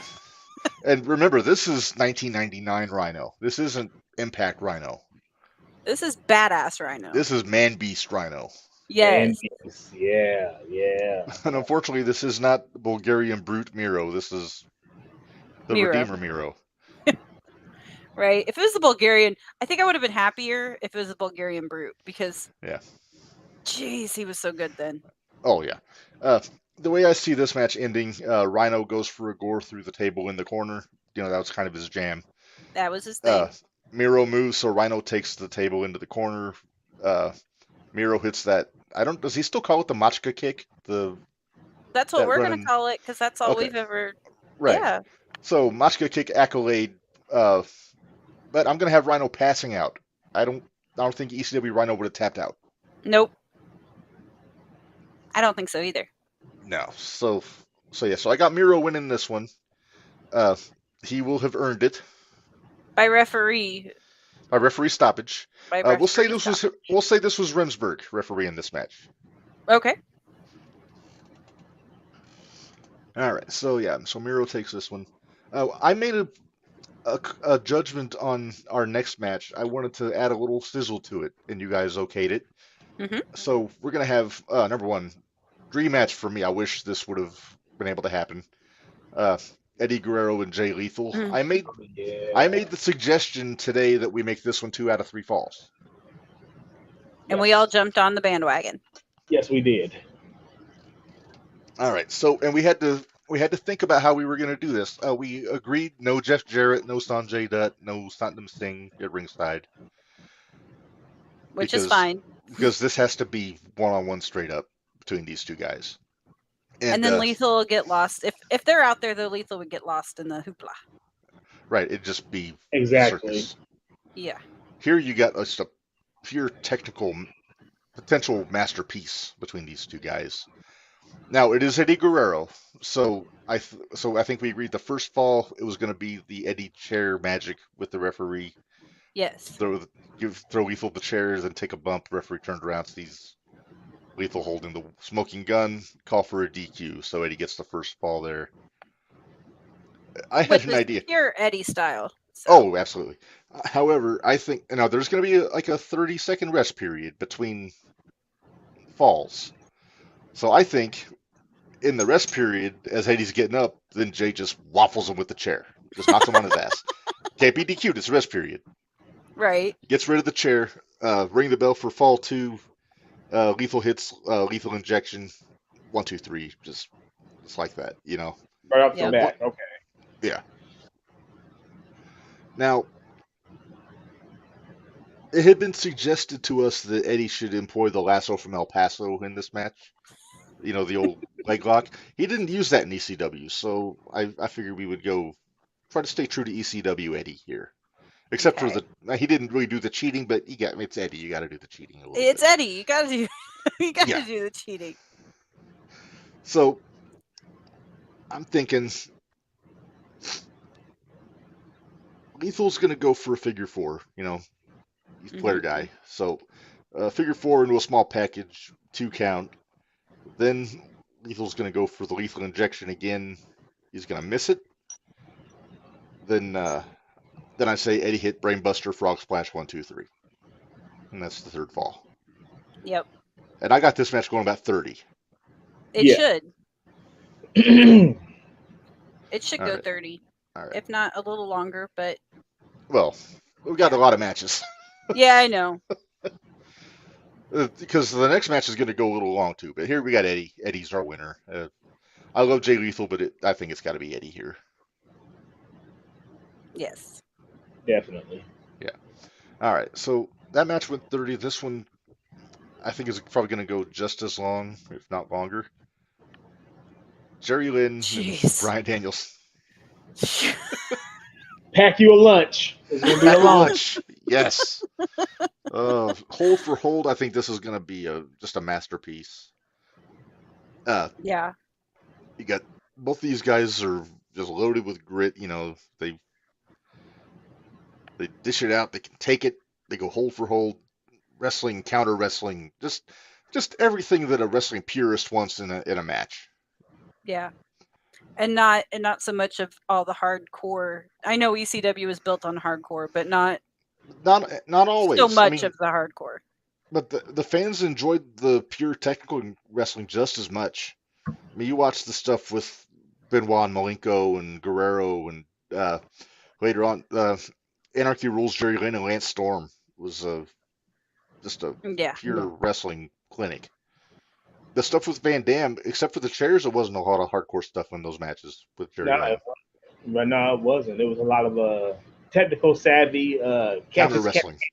Yeah. Every match, like in the sequence, they would have more counters to each other's moves, which I thought was awesome. So many counters. So many counters out of the right. So many counters from the Tornado DDT. Yeah, absolutely. All right, so for the finish on this one, I've got Jerry going for the Cradle Pile Driver, Danielson countering into, we'll say, a Regal Plex. You know, the back suplex with hooking the leg on. That way Regal used to do. And then I made the humble request that we have Brian win with counter mutilation instead of the label lock. Right. Just because it's one of my favorite submission holds. Also called Arms Across America back when he was in the Indies. I like cattle mutilation better. Not the actual practice of mutilating cattle, but just for the name of a hold. I was down with it. So, and I think Jerry would tap out to this if he had no place else, no way of escape. So there you go. Right. Dragon's gonna win this one. I think it'd go about probably 30 or 35 minutes on that one. That works. Yeah. But now we Paul need Turner a short referee in that one. Yeah. Oh, we've got one that's not going to go long. We got a short match coming up. So we just had everybody go an hour with 2 matches. So let's get a short one in here now. Well, I think we got a few that aren't going to go horribly long. So, okay. All right. First off. Dun dun dun. Yeetapalooza. Mike Awesome and Darby Allin. I think we agreed that Darby has to go through no less than 4 tables during this match. Right. From any variety of awesome bombs, and maybe even a frog splash off the top through a table. I'll even go that far. So we need 5 tables at least for this one. At least, yeah. Well, ECW has no shortage of tables under the ring. I was going to say, we're going to have a hell of a Home Depot bill. Well, Tony's got money. He can afford all the tables. Yeah, there you go. Tony's got money. And he's such an ECW mark, he would probably do it anyway. Right. Thanks, guys. Thanks, guys. Yeah, I have this awesome, just mercilessly throwing Darby all over the arena in this match. Just massive yeeting on a global scale. Darby is going to get his I call them Spike Dudley spots, where he's going to have some hope spots in there. Eventually, he's going to probably hit a coffin drop onto either a table or a guardrail or some fucking. Yeah, let's screw that back up even more than it's already screwed up. Let's do that. Right. Yeah. Well, you need to have a bad back to climb Everest. Right. Exactly. So yeah, we agreed we're gonna have Awesome just beat the pants off of Darby, throw him around all over the place, but Darby's gonna get the win here. Coffin drop through. I'm gonna say through a table. I'm trying to decide if we need to go crazy, like through a table onto another table, or something like that. What the hell? Let's do it. Why not? We just had a technical match go on, so why not? Yeah. Let's throw everything at this one. Yeah, all right. So we'll do that. I got Darby winning in about 9 minutes. That works. In this one. Mm-hmm. There you see him. He looks thrilled. And now he can climb to the top of Mount Everest with pride. Yeah, go climb the top of Mount Everest. Okay, so this one we had some fun with, guys. So we had to have one women's match on here because ECW didn't have a whole lot of women that wrestled. There was mostly valets, what have you. No, but there was one. There was one. So we made a match with her, and we put her in the ring with who I think is the best female talent AEW has right now. So Here we go. Jazz versus Chris Statlander. And we made a wrinkle in this one because this match, before it starts, we're going to hear, I don't know what the music was, but we're bringing Nicole Bass out to attack both of these women. And that's going to lead. What? Nice. Okay. And that's going to lead to an impromptu three-way dance between these three ladies. I don't know. It wouldn't be horribly one-sided because both of these girls can probably hang with Nicole Bass. Yeah. I've got Bass using a bunch of power moves and all this. And this is going to... Now, we didn't decide. ECW did mostly elimination style, but AEW doesn't. So I'm going to let you guys make the call. Is it going to be elimination match or is it going to be one fall? Barry, I'll let you decide. I say elimination. Okay. That makes it easy here for the first part because I've got it where Nicole's going to basically dominate both of these girls, but in the end, they're going to double team Nicole. Jazz we'll say Jazz hits the Jazz Stinger, that X Factor she did, and then Chris is going to tombstone Nicole, and then they're both going to do the double pin and eliminate Nicole Bass first. I like it. Nice. Okay. ECW booking right there. That's right. So now you got both of these girls going one-on-one, and I think we agreed Chris has to win this one. And how I'm going to say we do it, because she already used her finish on Nicole, I say Jazz puts her up in that double chicken wing that she used to do to Trish that make the girls pop out. Yeah. Yeah. But then have Chris countered into a roll-up, 1, 2, 3, and have her get the win that way. That works. I like it. I like AJ's That's a good question. Can they both hang with Jazz? That's true. In ECW, maybe. Yeah. WWE Jazz, maybe not. No. But yeah, so there we go. Chris Statlander is our winner.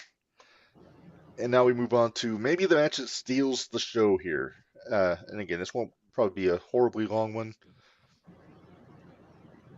I'm so excited about this one. RVD and the Bastard Pack here. And we agreed that Bill Alfonso will be at ringside with Van Dam in this match. Yes. Blowing that damn whistle. Yeah, Daddy. Reb, don't you have a whistle? I know Dwayne does. It's in my my Toto memorabilia in the other room. Ah. I have an autographed whistle from Fonzie, and it's one of my favorite things that I don't want to have be smirched by dust or cats. So it's securely sealed in a tote. So it's gonna be an athletic fuckfest here. A lot of flipping, a lot of kip ups. Pac will not suffer Van Dam's foolishness with all the grandstand and the hot dogging. No. To paraphrase the great Randy Savage, it's gonna be a lot of near falls off of various things. Of course, Van Dam got to have the split-legged moonsault. Got to have the Van Dam or the Rolling Thunder is what I meant. The Rolling Senton. Yeah. We had to kind of gin up a finish on this one, and here's how we had it. Van Dam goes for the 5-star frog splash and misses. Pac jumps on him, applies the brutalizer, that Rings of Saturn submission that he does. I love that submission. It's so good. So good. Fonzie breaks it up with a chair. Pac menacingly moves up on Fonzie like he's going to destroy him, because he probably could. Mm-hmm. But then Fonzie throws the chair at Pac. Pac catches it. Bam! Van Daminator. So down goes Pac. Put him in the corner. And Van Dam goes to one corner. Fonzie holds the chair. Van Terminator. And then that's your 1, 2, 3. So Van Dam is going to get the pin on Pac on this one in what we'll call Van Dam style, with the Fonzie interjection there. There you go. But Van Dam's one of those guys in the arena, he's got to win. Yeah. Obviously not true of all the ECW guys. But so while the fans are recovering from that match, we're going to get a promo. And you're going to ask, what great extreme star are we going to get coming out to speak to the ECW faithful? There's only one. There really is. There really is only one. And everybody's going to agree. QT Marshall. Wait, what? Oh, great. With QTV in tow, Solo, Camarado, Australian blonde girl, A whatnot. go-go. Yeah, whatever. Noah Go-Go. No go-go. No go-go. But so QT gets the microphone, starts running down ECW because he's the heel. Not being horribly entertaining, I will say. No. And it's, and it's, he makes some comment about how he's the man and all this stuff because he's got his Latin American Heavyweight Championship, whatever it is he won at AAA. But he says something out of turn, and then here comes Sid Vicious down the aisle. He says that he rules the world, and that cues in Sid. There you go. Because it's like saying Beetlejuice 3 times. You say you're going to rule the world, that's going to bring Sid out. Oh, AJ, why didn't you bring this up in the van? Can Joel Gertner try to join this special episode? Although, technically, Joel's going to be with the Dudleys later, so he'll be there. But anyway, so Sid comes down, chokeslam Camarado, powerbomb Solo through a table, then blonde girl runs away because she actually has some sense in her head to not deal with Sid. See, I would have ran. I would have just ran to begin with. Yeah. Now I'm going to throw in a monkey wrench here. So Sid's going to power bomb the hell out of QT. Then we get Hobbs. So now we get a face-off, Hobbs and Sid. Okay. And I didn't run this by you guys, and I don't have a graphic because it really just popped in my head now. Impromptu match, Sid versus Hobbs. Just bonus Hoss fight. Okay. Jim Molyneux runs down to the ring, rings the bell. Hobbs power or spine busts Sid like he does. Doesn't get the pin. He's tries to. Are you all right? I'm laughing at AJ's comment. Oh, he had a comment. Well, Sid is twice the man QT is and has half the brain you do. That's very true. So anyway, so Sid kicks out of the spine buster. Choke slams Hobbs. Hobbs kicks out. Long story short, Sid powerbombs Hobbs 1, 2, 3. So Sid gets a special bonus win because Sid doesn't do the job in ECW. Nope. And he did it without Judge Jeff Jones, for that matter. So there we go. There we go. All right. So just a little bonus. I hope you guys don't mind. I kind of. Nah. You're good. Yep. ECW loved having their little surprises and exactly. And I wanted to have Hobbs in there somehow. Yeah. Well, we had a match for Hobbs, but it was one that ended up on the cutting room floor. I think it was Rhino, and we decided Miro was better. I think it was gonna be Rhino and Hobbs, but we went with Miro. All right, let's get QT off our screen. Please. All right. He's on my screen enough on AEW. I don't need any more of them. That's very, very true. All right, next up we got, there we go, the Dudley Boys against the Lucha Brothers. And this I thought was a fun contrast. It is. Bubba was always really good at bumping for the smaller guys, so I imagined he would take some Ranas and shit from Phoenix. Okay, I'll say it now. I didn't say it in the van, but I'll say it now. It almost reminds me of a semi Dudleys versus Hardys. Sort of. Yes, it does. Yeah. Okay, so AJ helped us book this match, and he threw out a spot where, Pentagon likes to do the arm break spot, where he takes some, gets down on the ground, pulls back. So AJ suggested he does that to Devon early in the match, which would then spin the thing. Can Devon pick anybody up for a 3D with one arm?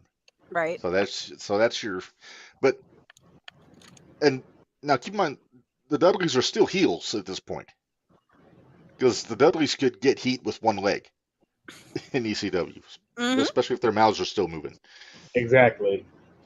So the finish I had in mind here is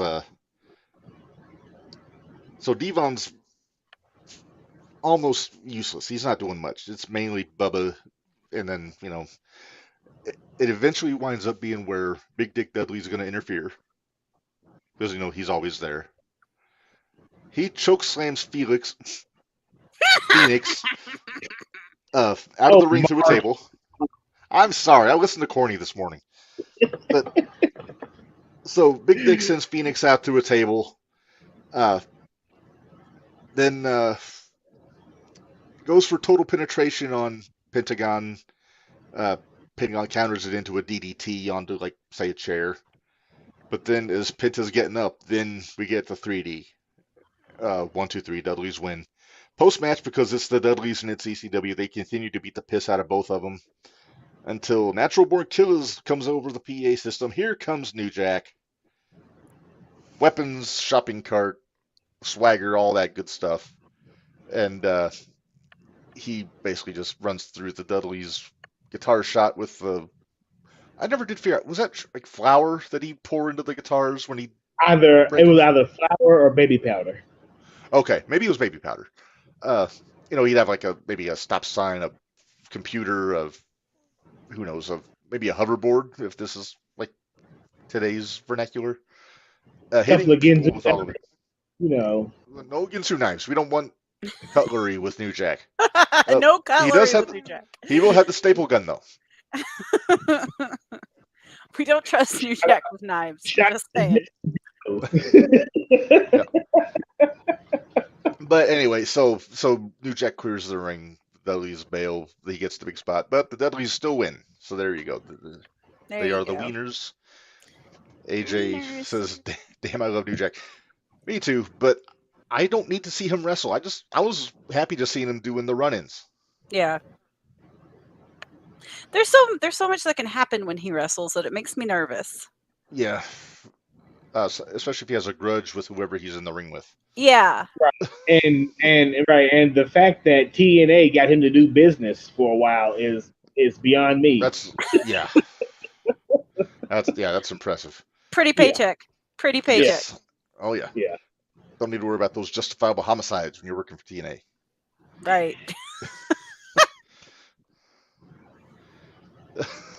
Oh, AJ. You're going to try telling New Jack he can't have a knife. He's bringing one down the ring with him regardless, and you can't tell him not to. He's not wrong. He's not wrong. We'll just ask nicely. Like, hey, Jack, please don't use a knife. Please don't. He's another one that's in the sir category, if you will. Yes. Oh, I'd sir New Jack, because I don't want to take a shank in my back. Not Shank Barzini, I'm talking. Yeah, right? All right, Menders, we're going to do the one you've been waiting for. Okay. Sorry, I'm watching NXT as we're doing this.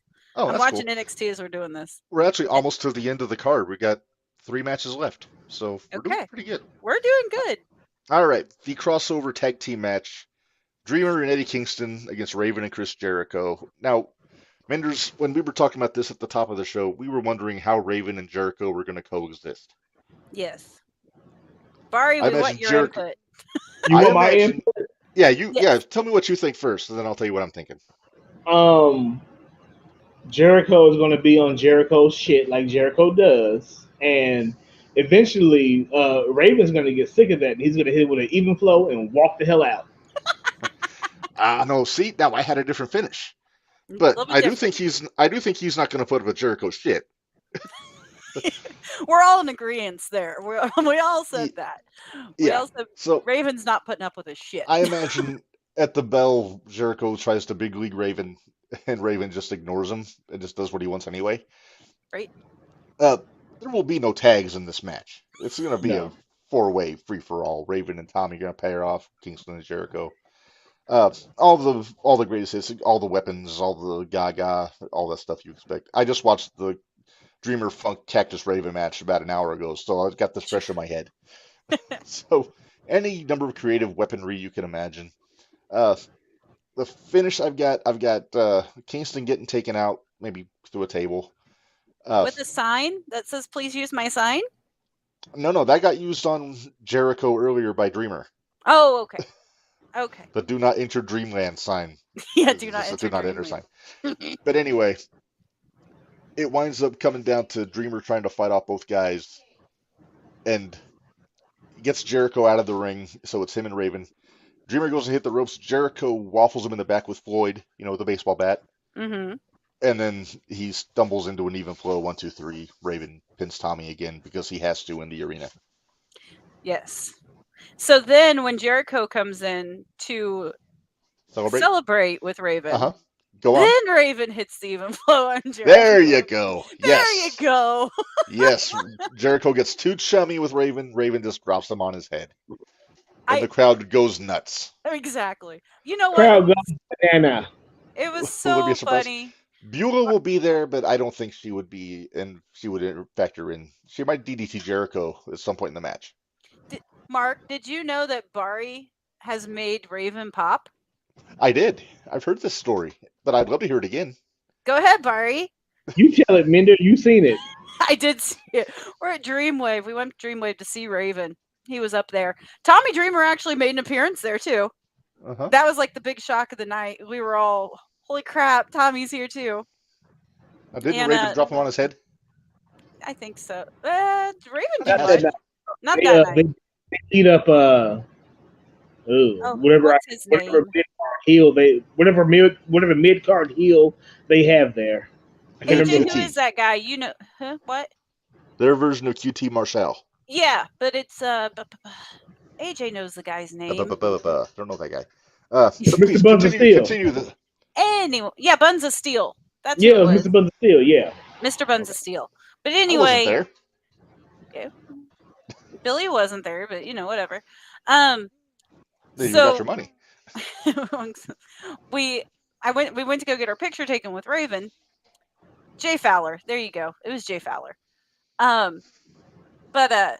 we get our picture taken, and Bari makes a comment of greatest ECW champion ever. Well, right next to Raven is Shane Douglas. Oh no. Raven starts laughing, moves over, says, Shane, do you hear that? And then Bari got heat with Douglas the rest of the night. It was great. Oh, Bari. I made up, and I was like, oh, but you're the franchise, though. So they got me a few points back. It was almost as good as the Basham. It was almost as good as the Basham happening, but The 40-year-old truck driver? Yeah.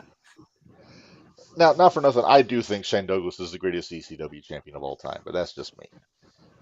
Yeah, but Bari Hence said why he's Raven in the main event. So. Yeah, I know. Oh, I know. But anyway. That was a fun time. All right, next match here. Another the semi-main. I think a dream match for anybody. Here's your other Haas fight. Yes, Haas fight part 2, Taz versus Samoa Joe.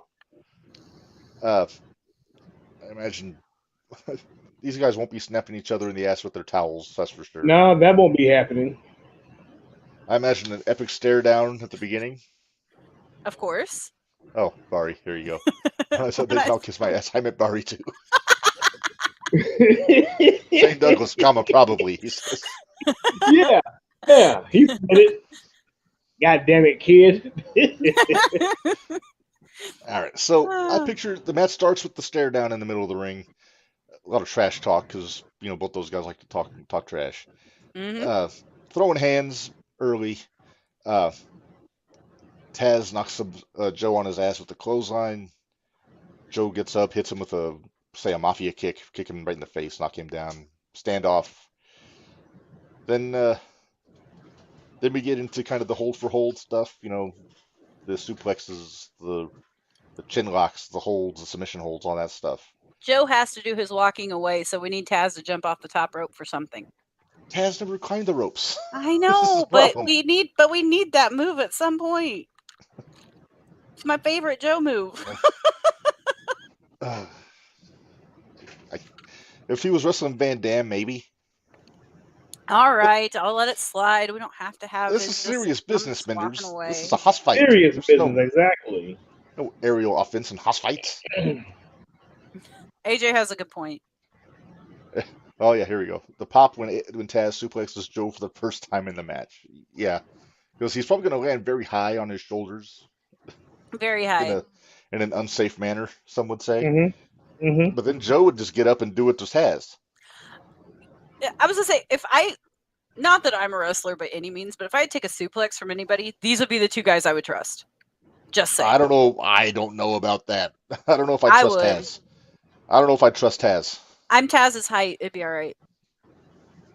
I think if I was going to pick anybody to give me a suplex, I think it would have to be in his prime Kurt Angle. Well, yeah. That makes sense. Taz was a little too head droppy. And they looked cool. But okay, right. Taz will grab you by your damn ankles and just throw you and didn't care where you landed at. Oh, yeah. Yeah. So, yeah, I see this being just a total back and forth. Joe would go for the muscle buster. Taz would wriggle out, go for the choke. Joe roll through. Go for a clothesline. Taz duck it. Put Taz vision on. And I think this is also a pass out, not a tap out. I don't think Joe would tap out to Taz. Yeah, no. But he may. You never know. What do you think? I'll put it to you guys. Tap out or pass out? Pass out. Okay, Barry? Have we already seen a pass We've out? already seen, we have seen a pass out. Rhino passed out. Rhino passed out. Yeah, so Joe, I'm gonna need you to do the job for Taz. Sorry. All right. Not sorry. And I'll bet Joe would, because I think Joe respects Taz. Yeah. Yeah. Okay, so we'll have Joe tap out to the Taz mission. Taz is your winner.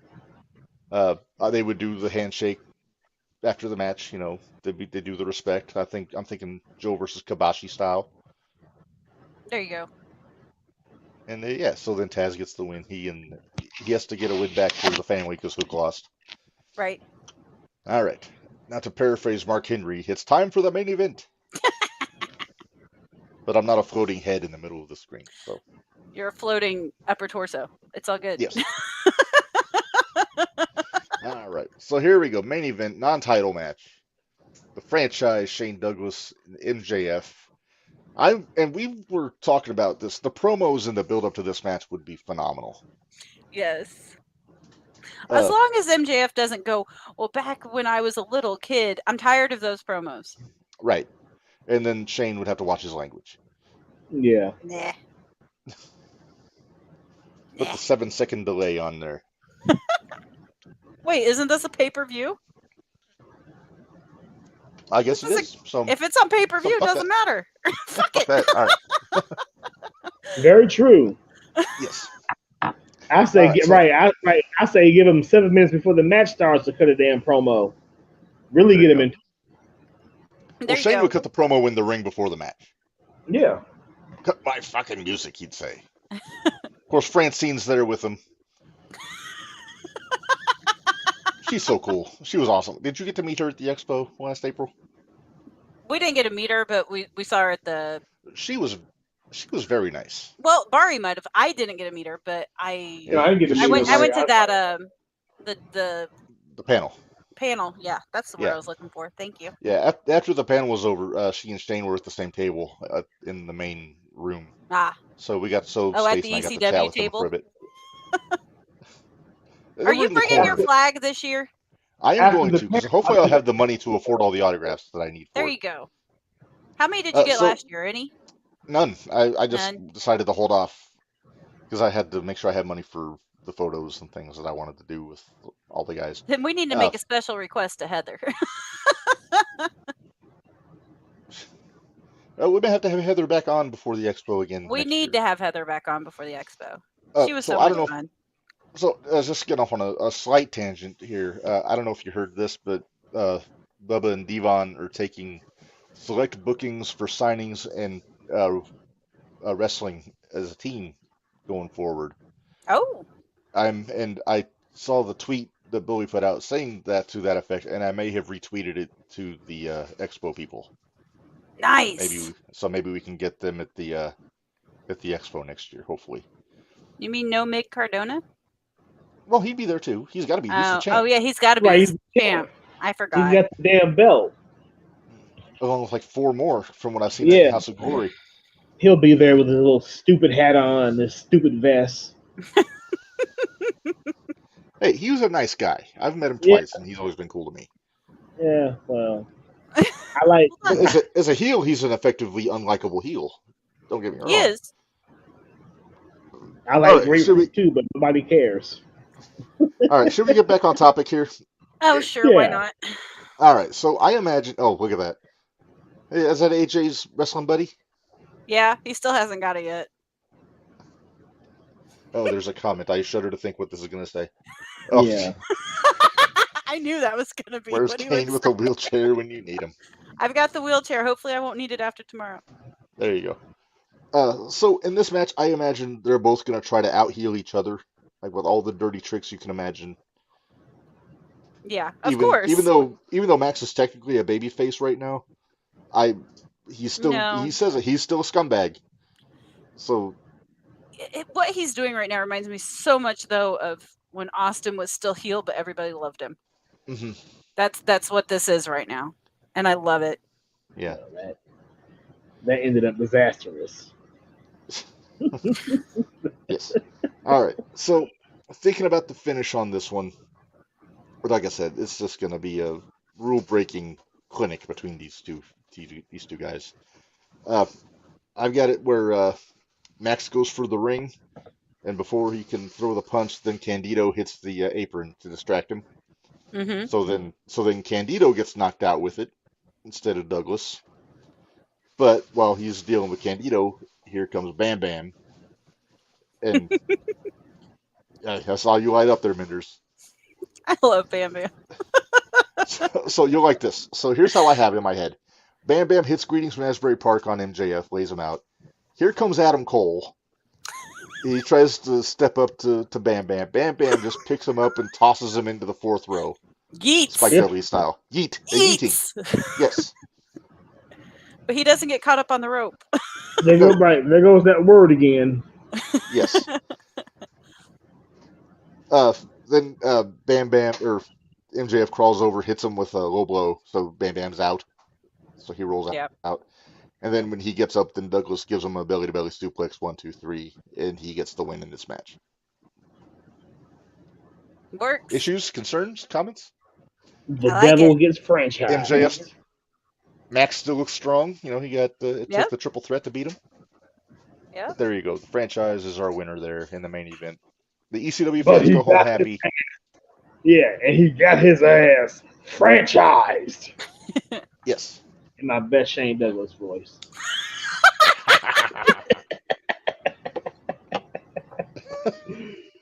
AJ. Bam Bam then looks at the ref and asks, "Who was that emaciated child after he eats Cole?" Oh. All right, so that will bring it into our first ever fantasy supercard. I enjoyed the hell out of this. I don't know about you guys. How did you feel about it? This? It was fun. It was fun. It was fun. I think it's worth it to do this again down the road. We won't do it super regularly, maybe once every other month or so. Well, what's our next one though? Because we already had it. We already talked about it. Isn't it like? We decided our next one's going to be 1997 WWF versus WCW. Yeah. Like late 90s. Like it doesn't have to just be 97, but like I'm thinking like Attitude Era, Monday Night Wars, WWF versus WCW. Okay. So that's what we'll think about. That's fun. I think we already have we some can ideas. get some of our dream matches that they wanted to give us later after everybody was not in their prime anymore. Right. Yes. All right. Well, Minders, we're actually doing pretty good. We're just now hitting 2 hours, so Yep. that's not too bad considering. No, I really thought All we'd be. I thought this would be a little bit later. Yeah. Well, I was conscious. I wanted to make sure we didn't spend all night. But AJ, Bret Hart pre-Screwjob versus Bret Hart post-Screwjob. Is this before or after Goldberg? Oh, jeez. Well, I guess we have to make a ruling. Would Bret be WWF or WCW? Yeah, we need to figure that out. Maybe WWF. But we got time. Yeah, we got time.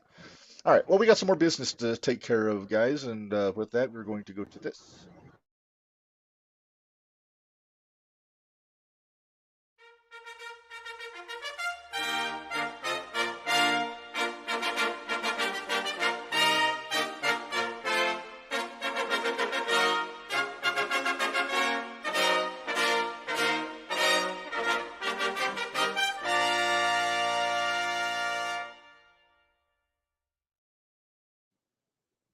so we are going to do the JTR Hall of Fame this week. And Menders, you made a special request for this one. Oh, it was my pick. You asked it was if my we pick could. time. It was your pick. But I did want to. I was going to say no. Well, because technically he's not done with wrestling yet. True, but he's already in a Hall of Fame. Though. So. Yeah. All right. Well, Menders, I'm going to actually let you take the reins on this because I have to pee. So I'm going to let you talk about Edge with Bari here. So here we go. The Rated R Superstar Edge. So I'm going to leave it to you here while I go and do this, and I will come back. I'll be back before you're done with this, so I'll be able to chime in. Oh, I'm sure. Right. I'm sure. Well, you have all the pictures, don't you? So we have to wait till you come back with all the pictures. No pictures this time. It's just going to be no pictures. Your punums. Yeah. Oh, okay. I got a little bit in a rush. I got to stop talking hand. Go. Bari, when was the first time you saw Edge? The first time I remember Edge, seeing Edge, is going to be SummerSlam 98 when he tagged with Sable against Mark Merrow and Jackie. Oh, wow. Yeah. And I believe I want to say it was his first match. Probably was when you're going back that far, because that was before him and Christian were together. So Exactly. So what's your favorite Edge? Rated R Superstar, 5-second pose, or Brood? My favorite Edge is probably going to be towards the end of his 5-second stuff with Christian when he was off getting ready to do his singles stuff once he won the King of the Ring 2001. That's probably my favorite Edge. That summer he was on fire. He had won the Intercontinental Championship, he had won the King of the Ring, and he had won the United States Championship. So he was on fire that summer. Yeah, because I remember down in St. Louis, Christian and Edge were going at it at No Mercy. Yeah, that was that ladder match. Ladder match. Yeah. I remember watching it on TV. Yeah, that was a damn good match. Some friends of mine actually went down to that one, so that was a lot of fun. Yeah. But you have Edge with the Brood, which the Brood is still one of my favorite factions of all time. Oh yeah, definitely. They had that unique entrance. Gangrel had a unique look, and so therefore Edge and Christian had a unique look there in the beginning. Yeah, they were a great little trio. To me, Edge looked more menacing in the Brood. Yeah, I liked his look. I liked the vampire look. He had the whole vampire Lost Boys look. Exactly, and I loved it. Well, we've gotten to the Brood so far, Mark. Okay. That's all the further we've got. Mark, when was the first time that you seen Edge?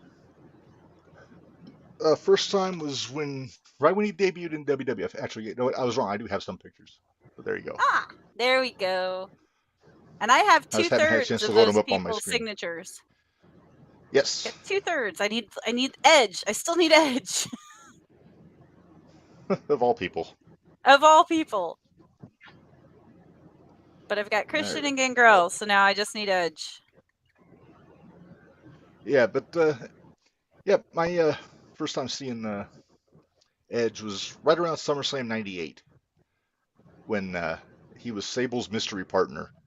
Yep. That was the same time Bari said too. 2 brains, 1 brain. Against against Mark Merrow and Jackie. Wasn't a bad match either. No, I liked Edge when he first debuted. I mean, I always have, but I was 16, so I thought he had a really cool look. Yeah. Well, but that was when the moveset was good. Yeah. Well, we were talking too about when he won King of the Ring, when Kurt Angle got screwed over. Yeah. Oh, by Shane O'Mac. I remember. Yeah, by Shane O'Mac. With the absolute, that's Shane O'Mac and Kurt Angle though. Then it's probably one of my favorite freaking matches. Even though hurts me just to watch it. Yeah. Still one of my favorites. So. Okay, so we talked about the Brood. I got to show this picture because I love the 5-second. So that's the thing. I always had a hard time with picking which one was my favorite because I felt like Edge. Oh, I got mine. I felt like Edge was a lot like the Undertaker, where he was able to evolve, and they might not have been the greatest, but at the time they were what the company needed. Right. Does that make sense? It does make sense. Uh, I gotta say, I gotta throw this picture up. You talking about the 5 second pose? Oh, Angle. Oh They had boy. so much fun. What Oh, was they it were they having a called them? ball. Steve's Team Eck? Eck. Team Team Eck. Eck. ECK. Team Eck. ECK. But man, that WrestleMania 17, that's still one of the I best matches. It I was one of hate the ladder best matches, matches, but that was so but good. Yeah. yeah, and that was one of the best matches that everybody sleeps on the year before at WrestleMania 2000. That triangle ladder match. Yeah. Oh yeah. Right there is that right there is what set the precedent for the TLC fiasco, And if you will. See, Edge and that's back Christian. when Rhino was with Edge and Christian. Yeah, right Because after they had after Rhino. ECW closed down. Yep, they Yeah, had Rhino, Dudley's had Dudley's had Spike, Spike, and then Hardy's Hardy's had had Lita. Lita. Yep. So So the way I see it, Edge and Christian and the Hardys got made in that No Mercy ladder match in '99. yes. The Dudleys got made in the match at WrestleMania 2000 because they were still fairly new to the company when I know they had Hmm. the tag straps, but they were still fairly new to the WWF. Well, And no, Reb, you can even take a step back with the Dudleys, and the Dudleys arrived at Royal Rumble 2000 in that tag team tables match with the oh, the Hardys. tail, yeah. That's back when I could stand the Hardys. Right. They were young and exciting back then. Now they're just old and out of touch. But that's neither here Bleh. nor there. But no, that triangle ladder match though, and going into the TLC, I always thought TLC one was better than the triangle ladder match at 2000 WrestleMania. But that TLC 2 at WrestleMania 17 trumped them all. It was just so good. Plus, it Problem was on is, such a it's set. huge scale. Yeah, and it set the standard so high that I haven't seen a match to even come close to it. No, Nope. no, I've hated just about every ladder match since then, except for maybe a handful. I'll put Undertaker and Jeff Hardy on the list of ones I liked. The one they had on Yeah. Raw in '02. But for the most part, yeah, it's just cringy watching these guys try to top what they did before, and somebody will get hurt. I'm surprised that the worst injury I've ever seen in a ladder match was Joey Matthews getting his face torn off with that ladder. Torn off Yeah. exactly. Then But you anyway, had, let's see, we had another one of my favorite Edge rivals was Kurt Angle when they started the "You Suck" chant. uh-huh. I was in the arena in Peoria when they debuted the "You Suck" T-shirt. Me too. Sure was. Randy Orton made his debut. The "You Suck" Yep. the "You Suck" Hogan shirt was came there. out. Taker was there. Oh, that was back when Al Snow was teaming with Maven. Yeah. Stacy Keibler gave Vince a head massage, which was off-putting. Yeah, but that was also what got Randy in this trouble. head, by the way, this head, not the Yeah. unseemly. That You wasn't say what that for was the paralegals. insinuated, but okay. But yeah, Well, then there my was mind is that perpetually in the gutter. always. Edge shaved Kurt's head. People Yeah. forget that sometimes. The headgear that he used to wear. Oh my Oh, it god. was so good. So good. Then Hogan ripped it off and put it on his head. King of the Ring. Yeah. Yeah. Can, Well, right. Can we just appreciate how good that era of SmackDown was? no So good. kidding. We talked about this on Gold Rush Bar. You're talking about the SmackDown 6 '02. Yeah. Yeah. And yeah, it was just so good. Well, you It had was Paulie think of who booking, you though. had though. You had Taker, you had Jericho, you had Triple H, you had Hogan, he added into it too. Hogan, Right. Brock eventually. Rock Rock. eventually. Brock, Yeah. Yeah, Brock, Angle, Edge, Yeah. Booker T, young Cena, young Orton. Young Cena, yeah, Young Orton. the Ganettos. Right. Yeah. Billy and Chuck. But then Oh, don't forget about Rico. And Rico. How can you forget Rico? But no, go like into like July, August. That's when you get Benoit, you get the Guerreros, you get Mysterio. Yep. It was just they were just cooking in '02 on SmackDown. So good. Yeah. So then you had, let's see, then Edge. You guys might have to correct me because this is when I quit watching for a little while, but kind of still followed. Mm-hmm. Then did he win the Money in the Bank?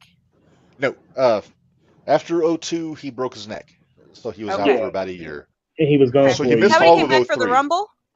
No, you're getting ahead of me here. Okay. So in February of '03 he broke his neck the first time, and he was out until after Mania 20 in '04. Okay. So then he came back as a baby face. He had this run with the IC title. He Yep. was on Raw. Then That he was was when on he came Raw. out to uh, Living Dead Girl. No, that was in '02. Okay. He was back to his original music by this point. Oh, okay. The You Think You Know Me one. You think you But know me?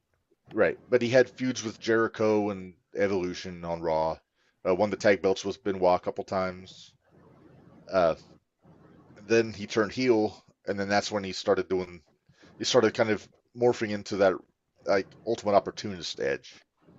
And that's when he won Money in the Bank at WrestleMania Okay. 21. So I Then, was a little out of sync. yeah. Okay. Did you enjoy his work with Lita? I'm so torn on it because I'm one of those. I like storytelling that's real life. I do like storytelling that's real life. So the fact that all of it ended up playing out and he had the big feud with Matt, That part I liked. I was okay with it. Right. Um, It got a little cringy after Matt though. a little Yeah. cringy. Do we need to But get what does it? into the But what does it? celebration after he won the WWE On Championship? Raw, the celebration? Ugh, Yeah. cringy. Y'all discuss it. I'm going for a bathroom break. But That no, is talking screwed about me that, bathroom. I was thrilled when he won the title from Cena when he cashed in. I was pissed that he only held it for about 3 weeks. But he had to. Wasn't he injured again? No, he was still healthy Oh, okay. because he wound up going into the feud with Foley. Okay. So Cena won the belt back at the Rumble, then he held it until One Night Stand. But yeah, Edge won the belt, held it for 3 weeks, dropped it to Cena at the Rumble, and then went right into the stuff with Foley going into Mania. Is that when he dropped it in Canada? No, that Okay, was so that was later. Okay. that was the TLC match at Unforgiven. Okay. But yeah, I know you don't like the deathmatch stuff, Menders, and the hardcore stuff. What did you think of the match with Foley at WrestleMania? Okay, so I had to go back and watch it because that was when I kind of quit watching for a while. Uh-huh. And when I went back and watched it, it was cringy. It was real cringy. A lot of hit shots. But it was okay. I was okay with it. It wasn't my favorite match by any means, but Did you like the fire? they didn't light the fire. Don't you remember on ENC when they had their show, when they had the podcast, they had a song that said the flame going through the flaming tables and they didn't start the fire. It was great. I miss Lita. Oh, yeah. But I don't think they should have done that match. I know Mick now goes back and he says he hated that match because he was so disappointed in it. yeah. Just because he couldn't do what he wanted to do to help. Yeah. So Yeah, the match he had with Orton at Backlash 04 was way better. yeah. Foley, I mean. So anyway, Edge wins. Edge helped Van Dam beat Cena at One Night Stand for the title. I loved because he came out, he had the helmet and the trench coat. You didn't know who it was until he speared Cena and took the helmet off. Because the fans hated Edge during his match because it was him and Foley against Dreamer and Funk. Yeah. So everybody was just hated on Edge. But then at the end of the night, they were chanting. What? I said Foley and Edge were co-hardcore champions. Yes. But at the end of the night, they were chanting "Thank you, Edge" because he helped Van Dam win the title. Well, you take the good with the bad. That's true. Edge, I remember Edge and Van Dam had a really good match at Vengeance that year, like the next pay-per-view for the title. I could see that. Yeah, it was really good, and it was back when Van Dam had both belts because he didn't want to give up the WWE title because it spins. Right. His words. Say, hey, I got this one and it spins too. Yeah. Then Van Dam goes and does Van Dam things, gets suspended, so he So they had to take the belt off of him. I was actually surprised. I thought they were just going to put it right back on Cena because that's what their 10 go-to use was. They put it on Right. Edge, and he had about a 3-month run with it. Well, maybe closer to That's 2. But yeah, they did the. I love the feud with Cena at this point when Edge went to his house and slapped his dad. yeah. This is when I really enjoyed it because this is when, like, when Edge beat Cena in Boston, didn't he? And Yeah. then they did the everything rematch kind of for Raw. happened. They just Yeah. changed everything, and that was when you didn't win in your hometown all the time. Right. Barry, what'd you think of this belt? We all know how I feel about the spinner, so slapping a rated R sticker on it didn't make it any better. Yeah, when they said that he was debuting a custom belt, I was hoping it wouldn't have the spinner. You would have thought it'd be a little bit more Edge-like. It just seemed like it was just they forgot what they were gonna do till like the day of, so they just took a belt out of the crate and put a sticker on it. Exactly. But And guys, have you ever seen one of those spinner belts in real life? no, I try to avoid them. First off, it looks like a damn toy, and then when you pick Right. it up, it weighs about 25 pounds. It's so. I'll say it looks heavy as hell. It's so heavy. It's so heavy. Yeah. I had a client. I had a client years ago, and he had the smoking skull belt, and he had the spinner, and I said, "Jesus Christ, this thing is gaudy, awful, and heavy. Get it out of my sight." Was it JBL that called the spinner belt a gimmick sideshow? Yeah, and that's exactly what it was. For them to, and I'm sorry to go off on a tangent, but for them to have it for 10 years, they had that. 10. Yes. 10. Well, no, 8 years. Close enough. 05 to 13. Long enough. Well, and I love that undisputed belt. The one that they retired. That was such a cool belt. We're going to do an episode on that belt sometime, Barry. We will, yes. On Gold Rush YouTube. Check it out. But what we won't be doing is an episode on on that spinner catastrophe. I think we can avoid the spinner. It may come up. I think we're going to do a belt. We're going to do a belt. We're going to do an episode on like custom belts at some point, and that may come up in conversation. But we're not going to devote a whole episode to the spinners. No. So Edge has a run of about 5 years where he's either world champion, he's in the hunt for the world championship, or he's hurt. One of those 3 things was happening the entire time. And I forget how many times they said he held the world title. Was it 11? I think it was 11 times. Sounds right. So he built up quite a legacy between 2006 and 2011 with that title. Yeah. Well, both titles. He held world title and the WWE title. But why did he have to try to marry Vicky? I don't. Ultimate opportunist. He was right. He was digging down to his bag of tricks. Mm-hmm. Yeah, it was just weird. And that's all I got to say about that. Although the video montages were funny as hell, though, when they were on the swing set and at the picnic or whatever, it was just cheesy, and I laughed at it. I'll admit it. But we're in heaven.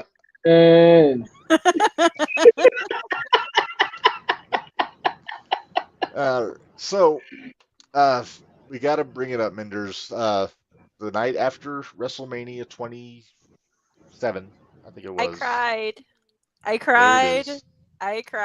Nobody saw it coming. Nope. Oh, in fact, AJ fact checked us. It was 11. Thank you, AJ. Thanks, AJ.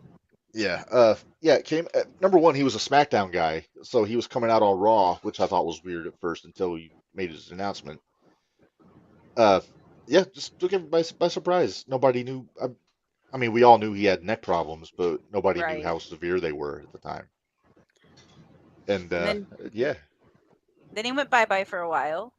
Got inducted into the Hall of Fame. Mm-hmm. 9 years later, debuts at the Rumble. Huge pop. One of the biggest pops I remember. We were. Were you at my house? Yeah, I'm about to say AJ and I were at your house, and we all popped for it too.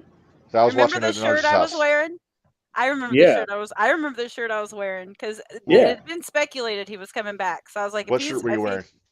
I have the "You Think You Know Me" shirt Oh, from okay. like 01, 02. Oh, wow. Yeah.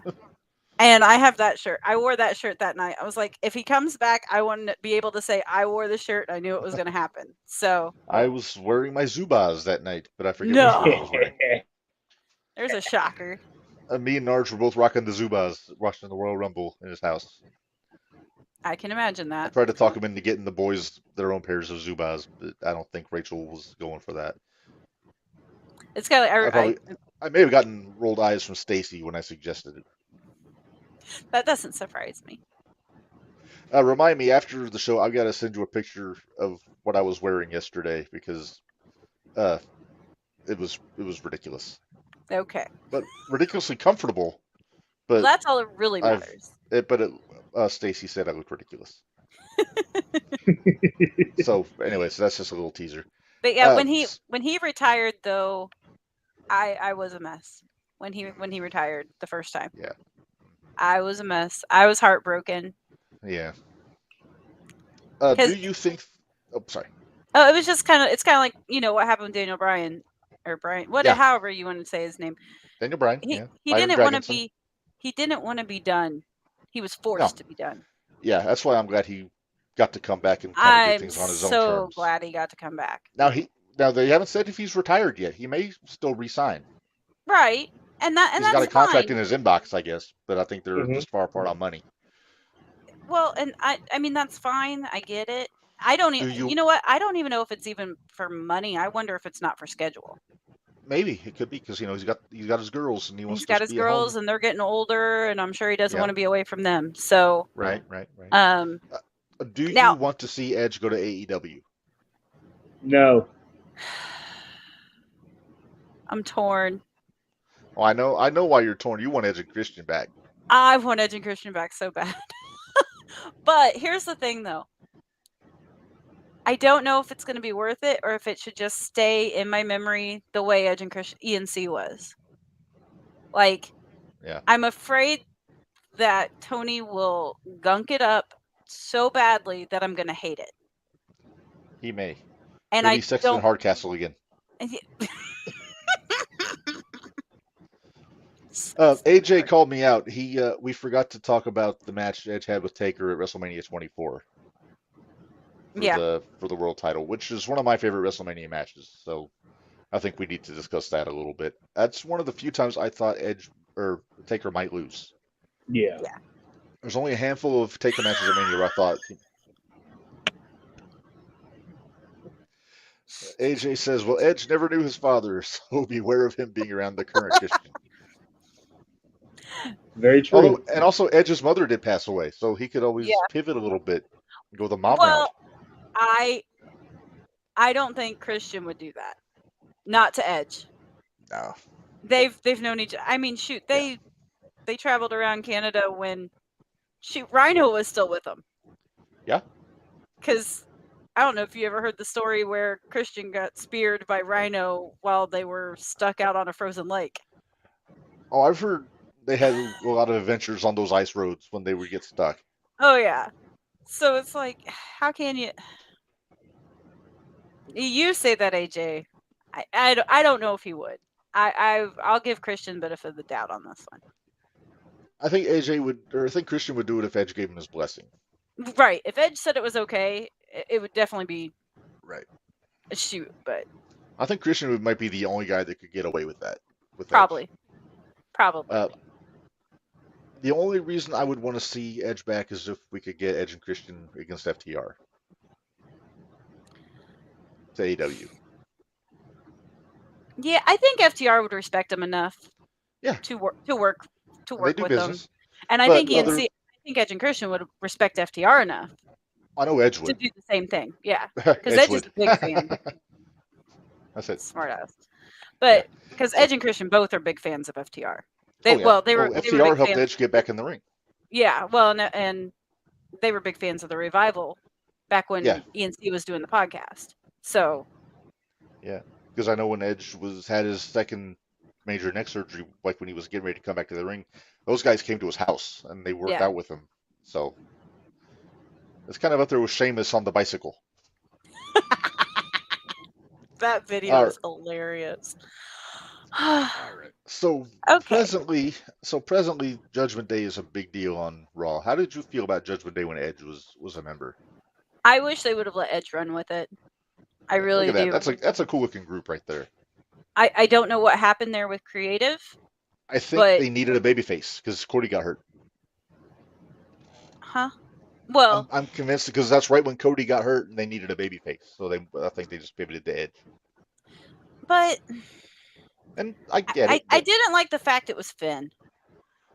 Finn was an odd choice. I think Cross would have been a better choice. Or Mac. Well, but the problem is you have to have somebody in there that's going to have some pull with the higher ups and believe that there's pull in the higher ups. Because this was right at the beginning when Priest and Rhea hadn't really got super established yet. Right. And look at that. Edge looks like a leader there.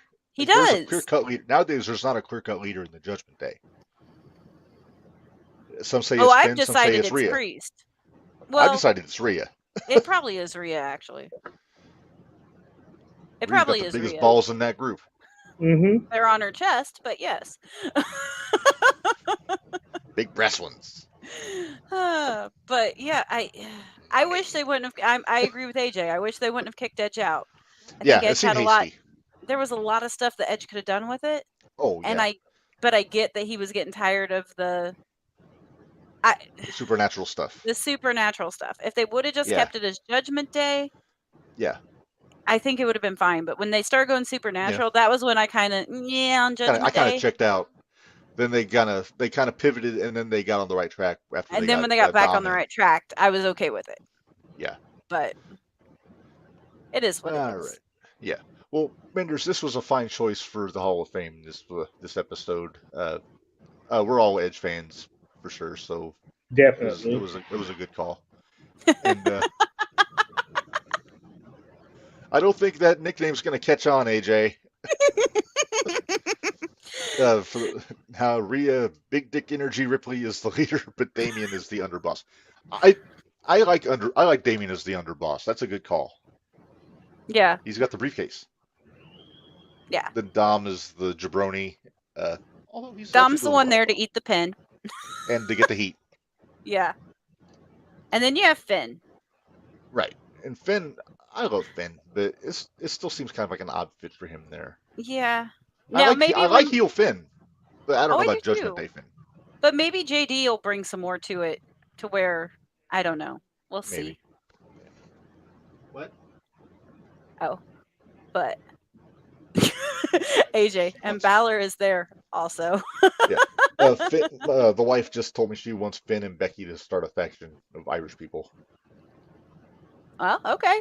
The Fighting Irish. Might upset Seth a little, but okay. Gangs of New York, eat your heart out. There you go. He has a top hat.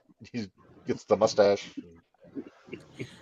So, Mark, how about you? You and Bari will have a lot more to say on this top 10 list than I will. So let's move on to the top 10 list. Let's get to that. Hey, we might be done with this shit by 9 o'clock. What do you think of that? That's awesome, because I haven't ate yet. Yeah, me either. Yeah, I'm kind of hungry too. Yeah, all right, here we go.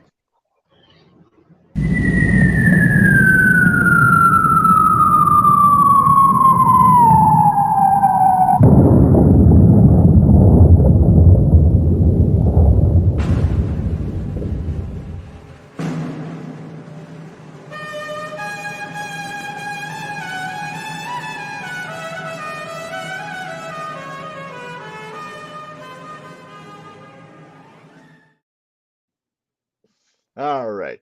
So, before we start, I like AJ's idea. Oh, hang on. What did you say? Oh, here we go. Becky, Finn, Shambo. I guess that means Sheamus? Mm-hmm. Becky, Finn, Shambo, the Irish World Order. I like it. Stacey likes it. She's approving in the background. Okay, good. All right. So here we go. Top 10 Tuesday in this week's subject. And because I forgot to do an actual banner here. Greatest ECW feuds. since we did Impact last episode, and we talked a lot about ECW today, so I figured why not do top 10 ECW feuds here. Now, I actually do have a couple honorable mentions that I'm going to throw out there before we get into this. Okay. And I'm not just saying this because he's coming on the show in 2 weeks. Tommy Dreamer and Just Incredible had one of my favorite feuds in ECW. Sorry. I talked about Incredible getting heat. Justin getting heat on Dreamer was just a gold mine. Exactly. Yeah. Dreamer was the baby face of ECW. Yeah. And the other one, Sabu and the Sandman. That Stairway to Hell match that they had is just ungodly. So those are my two honorable mentions. That's the Stairway to Hell match. Okay, so that was the match that Sandman was tripping on acid, right? I think it was. He thought Sabu was a giant lizard. Yeah, I'd love to talk to Sandman and get the scoop on that from the horse's mouth. Or the lizard's mouth, if you will. Yeah. The lizard's mouth. The lizard's mouth. Oh, Sandman.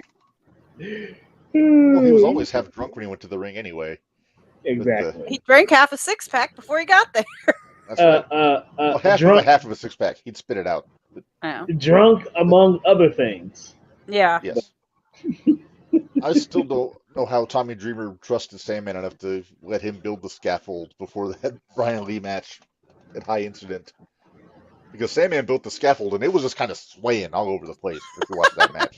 It was just a platform on like 4 chains. It wasn't the corny scaffold from Starrcade. I would have said, fuck that. Yeah, no. I think there's a reason they stacked tables up 6 high, so they'd have a long way to fall if they fell off of it. Exactly. No, you get up there and you try it. Oh, AJ has a quote. Quote, you talk about ECW being sex, drugs, rock and roll. The other guys were there for the girls. I was there for the drugs, Sandman. Yes. Hey, we saw Sandman at the Expo too, didn't we? Yeah. Yeah, he was there. Yeah, he didn't wrestle, but he was there for doing the signing, doing the panels, all that stuff. I'm not sure he could have wrestled, honestly. Probably not. He could have come out and swung a stick. Yes, he looked a little rough. Oh, anyhow, y'all. Time has not been kind to the Sandman, but that's neither here nor there. All right, let's get into this list because I said we were going to be done by 9. If we keep lollygagging, it's going to be 10. So let's get into our list here. Number 10, Minders probably won't care for this one too much. Axel versus Ian. The rotten mania. Yeah. I don't even know who Axel is, but I know who Ian is, and no, I'm good. You guys discuss. Well, Axel got more steam after the Bad Breeds, but Axel and Ian were the Bad Breed. They were a tag team in the early days of ECW. Later on, Axel was teaming with Balls Mahoney in like the later part. But at this point, these guys were just like a hardcore tag team. They feuded with Public Enemy and the Gangstas and all those guys, often using plunder, believe it or not. Both guys could wrestle, but they just chose not to. It was just they made more money doing the weapons, so they stuck with it. And eventually, they lost a losing team must split up match. Split up. Ian blamed Axel. Axel blamed Ian, and they wound up going in. And they had I think it was the feud of the year from PWI in '95, and it was just like they'd have barbed wire baseball bat matches, all kinds of gimmick matches, and the blow off was the first Type A death match. Broken glass glued to the wrist tape. To the wrist tape, yeah, absolutely appalling. But hey, I got a feeling that they got a lot of input on this match. Yeah. AJ chimed in. Ian Rotten did introduce the world to Mickey Knuckles, so I'll give him that. That's very true. Yeah, I'll give him that. I love Mickey Knuckles. He also said Corny hated this one. Yeah, this is not Corny's forte, the Type A death match. No. But anyway, I put that on there. Just number 1, it was a feud of the year, and the match is so notorious, I had to put it on there. Number 10. Number 9, not horribly different, but very different. Public Enemy versus the Gangstas. This was like the first big tag team feud that they had. the gangsters just coming out of Smoky Mountain Coming out of and Smoky go to Mountain. ECW. Right, and all And the nuclear heat they got down there. New Jack scaring everybody just by talking. Yeah. Some of my favorite moments are watching New Jack cutting the promos in the ring and Jim Ross just looking at him. It's like, good God, what's he gonna say next? Yeah. Well, New Jack was a little off. Just a little. Yeah. Mustafa was the voice of reason in that tag team. And then Public Enemy. A lot of people have opinions on Public Enemy, for better or worse. Ted Petty, Rocco Rock, is one of the more underrated workers in wrestling. Same deal. He knew where the money was. The money was doing the hardcore stuff, but he would wrestle in Japan in the '80s as the Cheetah Kid, and then I think he was on Team South Africa in the Pat O'Connor tournament at Starrcade, if I'm not mistaken. But so he could wrestle. Just like I said, he knew he knew where the money was. Oh, AJ, let's chime in here. In Smoky Mountain, the only instructions Corny gave Jack for his promos was go make white people mad, and he did. And he did. Oh boy, he Roger. did. Oh boy, oh boy. All right. Gotcha. Yes. All right. So number 8, we're getting into the later years, kind of the more mainstream accepted ECW, I guess you'd call it. Tajiri versus Crazy. When I was doing my little bit of research, this was number 10 on their list. So yeah. Okay. I almost went with Tajiri versus Crazy versus Guido, but I couldn't find a good picture. Oh, Guido. Exactly, and it's like how many pay-per-views did these two start? You know? Oh, several. I think they wrestled just about every pay-per-view in 1999, either as a three-way or one some pairing of the three. I think what I read is they had like 40 matches. I believe it. Guido also, by the way, maybe the biggest feat in ECW. If you ever look at his feet are friggin' gunboats. And I just remember, and I think it was on SmackDown, maybe Joey and maybe it was ECW, like WWE ECW, but it was Taz and Joey doing commentary, and the feet came up, and Taz said something about how big his feet were, and then Joey said, "Congratulations to Guido's wife."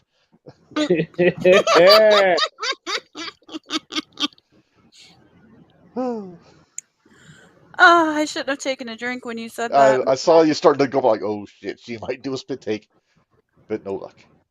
That is true. AJ has a good point. I remember that. That was at War Games. That was at War Games down in Noble. Oh wow. So Super Crazy rolled out to the ring to hit the dab pin during a match with Gary J. Zero. It was Gary J. and Victor, wasn't it? Victor, Gary J. and I think so. Super Crazy? Yeah. I think so. A junior title match? Yeah, would have been, because Victor would have had the title. That was before we got... Yeah, because that would have been... That was in May of 21. I think. AJ says, Victor may have been involved. I've drank since then. All right, talk amongst yourself. I'm going to find out. All right, well, let's move on to the next thing on the list here, Bari. One of my favorites here, number 7. Shane Douglas versus Taz. Yeah. This spanned multiple championships, multiple years. It was a good 3 or 4 year feud. Multiple belt designs. Yeah. Taz beat Shane for the TV title and the world title in that span. That's when Taz introduced the FTW belt because he thought Shane was ducking him. Yep. To be fair, Shane was hurt. He was hurt, yeah. Yeah. I loved the promos back and forth between the two of them. It was kind of... Without getting into the hardcore stuff, this was the best, counterbalance in the company. You had Shane, who's like the traditional heel, and then you got Taz, who throws in the judo and the suplexes and all that stuff, and putting them Fight Night Babyface. Yeah, and I'm chuckling at Candido in this picture, just taking it in. Well, I want to see. Hold on, let me switch back. Yeah, I like that. Uh, I love the angle in '98, right after Shane got hurt, and then between the time Shane got hurt and when Taz debuted the FTW belt, when Taz attacked Shane at WrestlePalooza and took him out before his match with Al Snow, and you wouldn't have believed that Taz was the baby face in that on that show because the crowd was kind of pissing all over him. They were mad at Taz for taking out the heel, which was crazy to me. Right. Yeah. That doesn't sound right, but okay. Right. But it was good business. And then Shane went out and had a really good match with Al Snow, even though he had a broken arm and a busted face. So credit to him. All right. Number 6 is an educational moment for Dwayne Carter. Mike Awesome versus Masato Tanaka. Yeah, Dwayne said he'd never heard of Tanaka when I said we had him against Moxley in our card. So both me, Narge, and I both said, go watch him and Mike Awesome. And he did. And he said he enjoyed it, but he had never heard of Tanaka before that. So this feud is what got me back into watching ECW.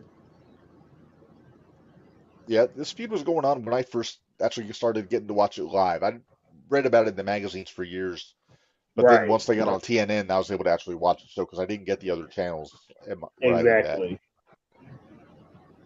And then I believe they traded the belt over 2 weeks on television in December.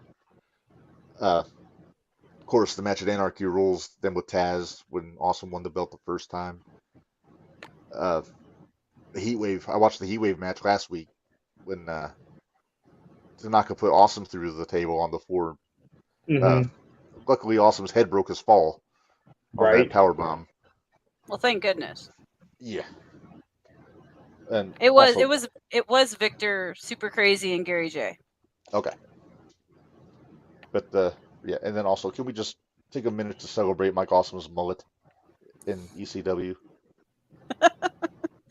A mullet's always the best. Yeah, the mullet of all mullets. Yeah. If I had a little more on top, I might try it again, but I don't think I could get that lucky. I went up with the Hogan look. Oh, AJ says honorable mention for their One Night Stand 05 rematch. That was the best match on that One Night Stand card. Yeah. In 05. Brought the house down. Almost literally. Even though Awesome didn't have the mullet anymore. But anyway. All right, so number 5. Tommy Dreamer versus the Dudleys. I say Tommy Dreamer because he had any number of partners when he took them on, whether it was Spike or the Sandman, New Jack. But it always seemed to kind of just revolve around Tommy. Yeah. Dudleys put Beulah out and then just tormented Tommy up until the day they left the company. That first ECW on TNN taping, they were leaving, but they were going to leave with the tag titles, and then that's the night that Raven came back, and he and Tommy won the tag belts from him. Sure is. And I love that angle just because there was also the promo Bubba was cutting on Tommy before Tommy ran into the ring. Because that's when Tommy was selling the back injury, and he was supposed to be retired. But they said all the right things to get Tommy mad enough to run into the ring, and then they beat the piss out of him. Tommy always kind of reacted, and then I wondered if you were going to put that up. I really liked the Eddie match on that show, but I got to give it to Tanaka and Awesome. I like Eddie how match, you put that. Yeah, I remember Joey saying that match, Eddie and Benoit, was the one that Paulie always wanted to have in ECW, but never got the chance to do it because they wound up going to WCW. Yeah. Because I think as good as the matches they had in every other company, I think they would have really put themselves over the top in ECW if they would have had a match. Well, ECW didn't have as many restrictions, in my opinion. So no, but they didn't need restrictions. Look at the stuff Eddie did with Malenko. It was just a pure technical wrestling match and got that bloodthirsty Philly crowd on their feet for it. Yep. Which is really saying something. But yeah, I love the Tommy stuff. And then also they had a fun match at One Night Stand. Tommy and Sandman against the Dudleys when they put Tommy through the flaming table. Tommy's always going through something. Yeah. Tommy, bless his heart, he's most popular babyface in ECW, but he's also always the guy that's going to do the job, Right. and usually by his choice. Yes. He's like the first guy to get in line to put somebody over, which I respect that about Tommy. Well, he knows. I mean, Yeah. you gotta push the future. You really do. Oh, we're gonna So in 2 weeks we're gonna ask our guest quite a bit about Tommy and the stuff he did with him, because Tommy but between '99 and '01, Tommy and Just Incredible were just about synonymous with each other. AJ's got a point. Oh, what he said. Facts. Oh, see, nobody got their ass whooped in ECW more than Tommy Dreamer. That's true. Except Mikey Whipwreck could make a case in the early ECW, but yeah, Tommy definitely right there. All right, number 4. Here we go, and our first mention of this guy, Raven and Sandman. I mean, good lord, God, the this right here, angle. This right here just felt personal, right? You involved that man's kid and had that man's kid turn on him. Crucified him. Yeah. I just watched that earlier. Oh yeah. I did. Man, Kurt Angle was mad. Oh yeah. It's like, I'm leaving. I don't want my name anywhere near this. Yeah. If it happens, you're going to hear from my attorney, I think is what he said. Yeah. And then Raven had to go out and apologize. Yep. Breaking the feud. That was the feud with the Dreamer when Dreamer caned the cigarette into his eye in like 93, 94.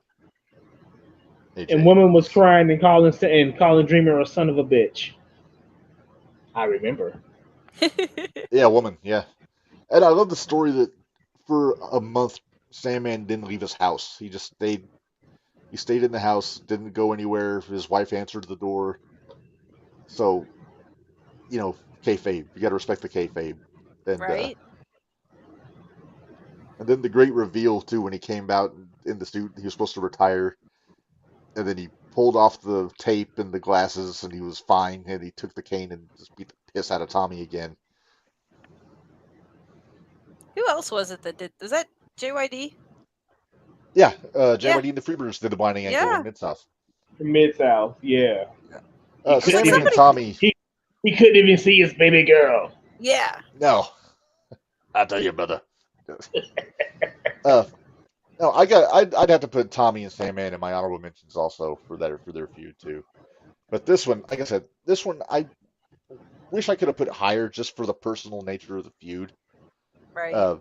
On top of it, trading the world title back and forth, the dog collar matches, the barbed wire matches, they kind of did everything.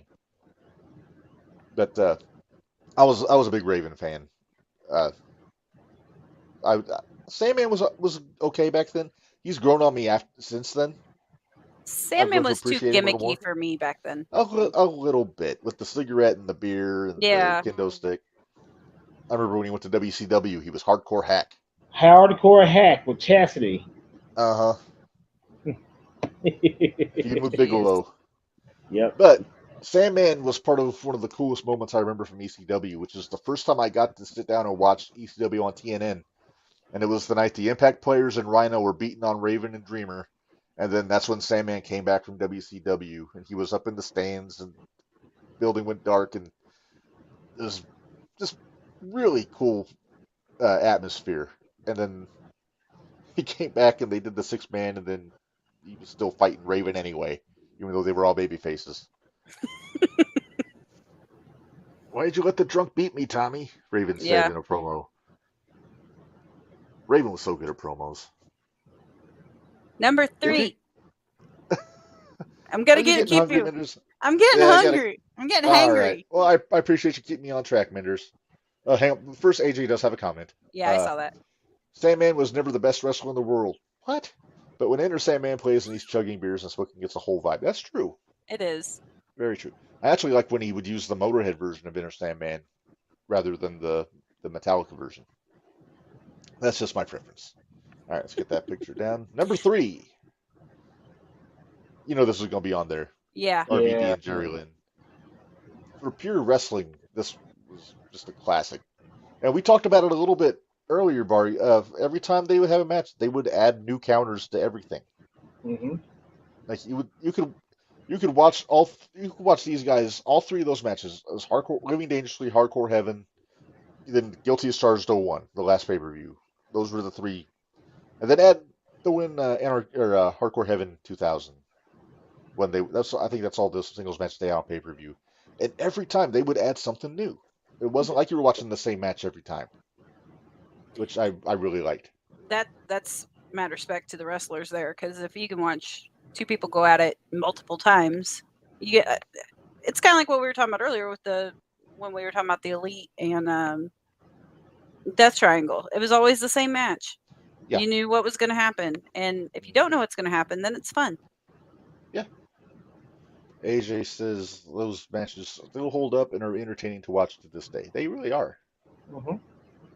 I remember the Living Dangerously match when it went to the time limit and John Finnegan was going to award the belt to Jerry on the draw. It was the referee's call, but then Jerry had to be the baby face and say, "No, I want 5 more minutes," and then Van Dam beat him.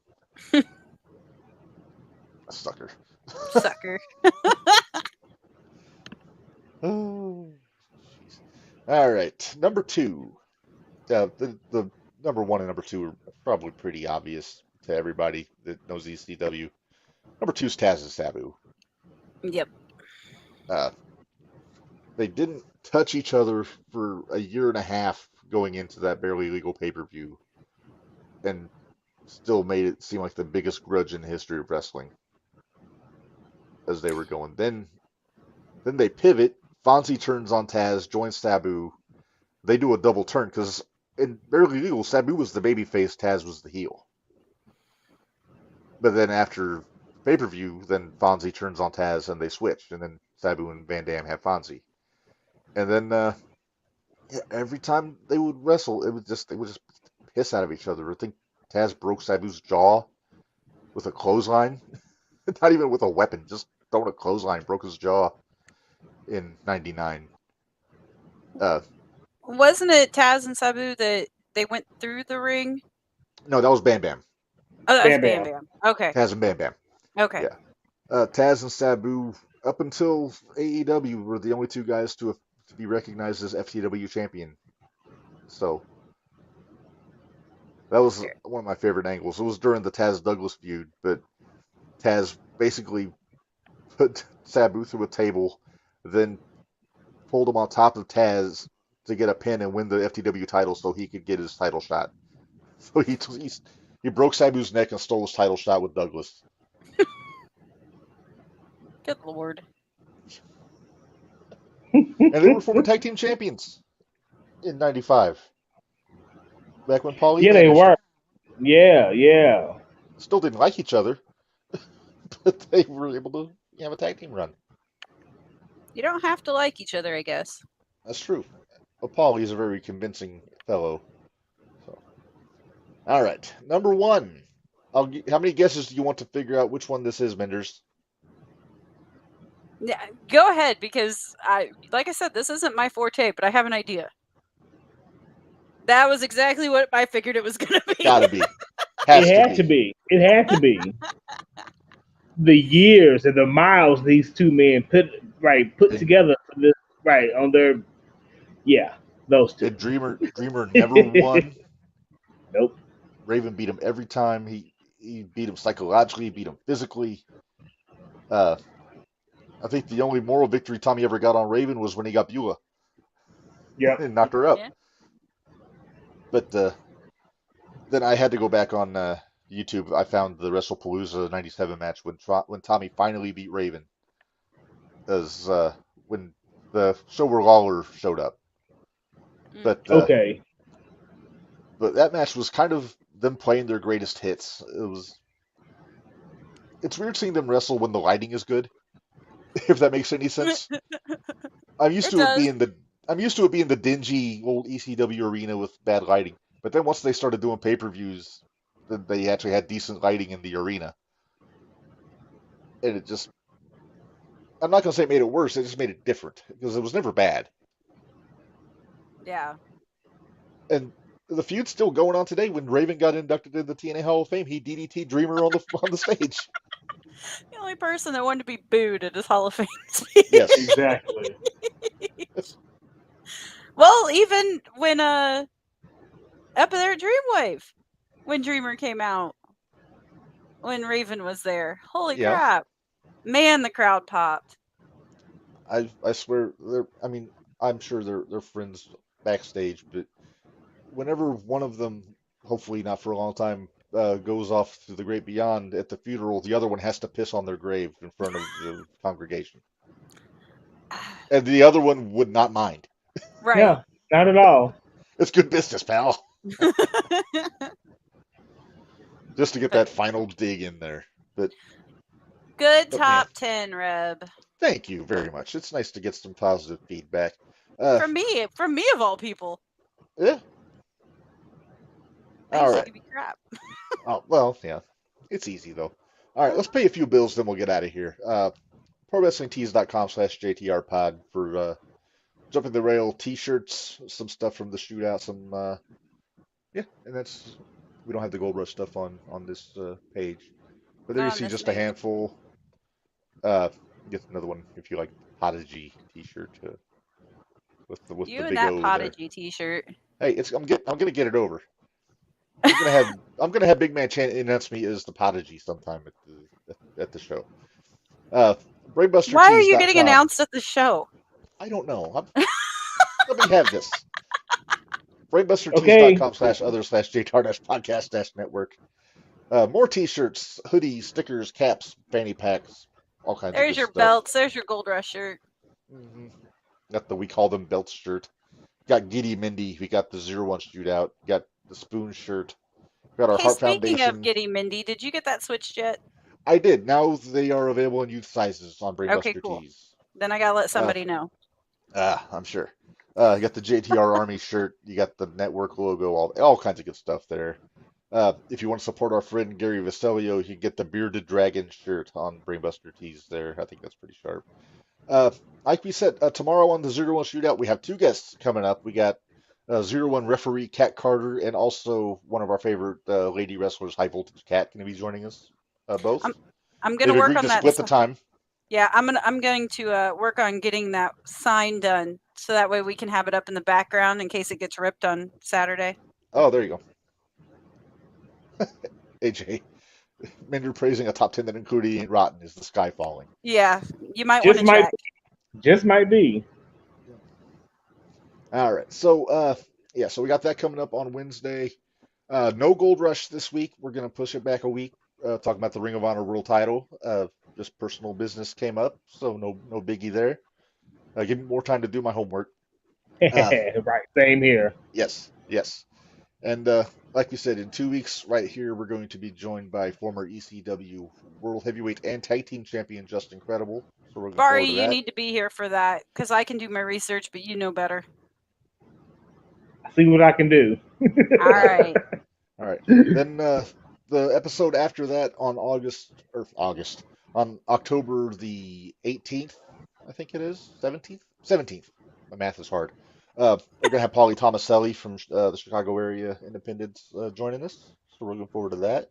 Is he like AAW or what is he on? So I can... I think he's everywhere. I know him from IWA. He did Elite Pro Wrestling Blitz, all kinds. Okay. You name it, he's probably been there. All right. But so we'll have him on. He should be interesting to talk to because there's all kinds of different things he's done in the business. Making his own gear, promoting shows, wrestling, tag teams, all kinds of stuff. And he's been doing this since he's about 21 years old.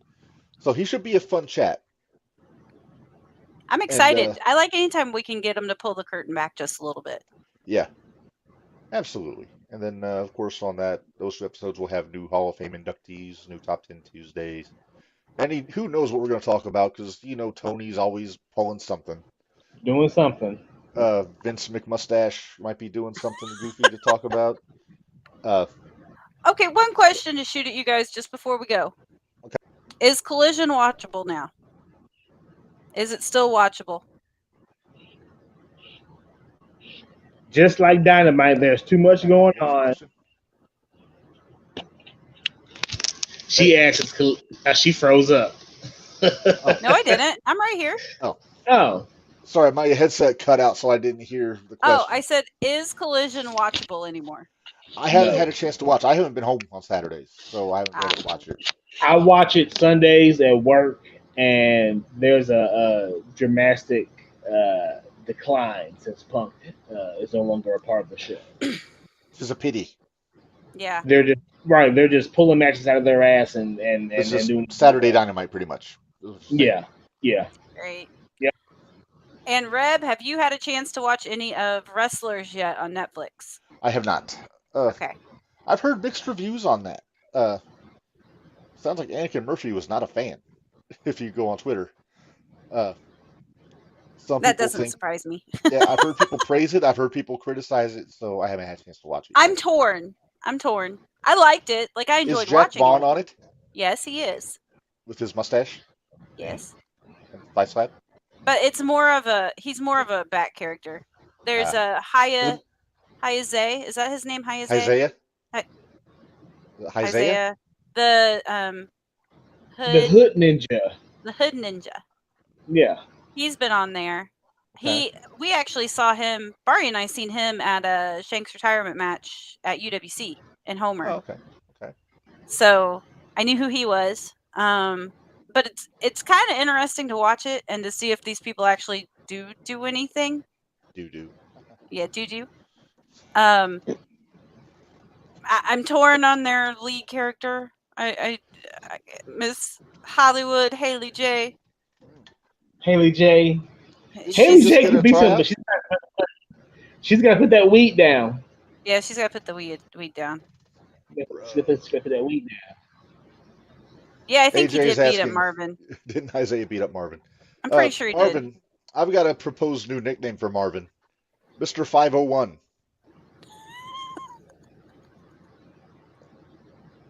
Poor Marvin didn't make the PWI 500, even though he won a world title in the evaluation period. Yeah. Well, that's one thing we didn't talk about, but we're not going to now because we've already paid the bills. So. Yeah. There's not much to say about the PWI 500. Well, it was nice to see a lot of the guys that we know too. Like we saw, there was quite a few people on there that we have seen in the ring and talked to. Did you hear Corny mention beef on the podcast? At 369, beef. On that note, yeah. Gonna make me mad, Barry? No. Okay. I have my opinions about beef. I'm sure you do. We all do. All right. Well, I think this is a good time to get out of here. For those that watch the shootout, we'll see you guys tomorrow. Barry, thanks for helping us out. We'll see you on the next episode. No problem. Hopefully. All right. So for Barry, for Menders, this is Red reminding you all life is hard, work stiff, and we will see you guys in 2 weeks.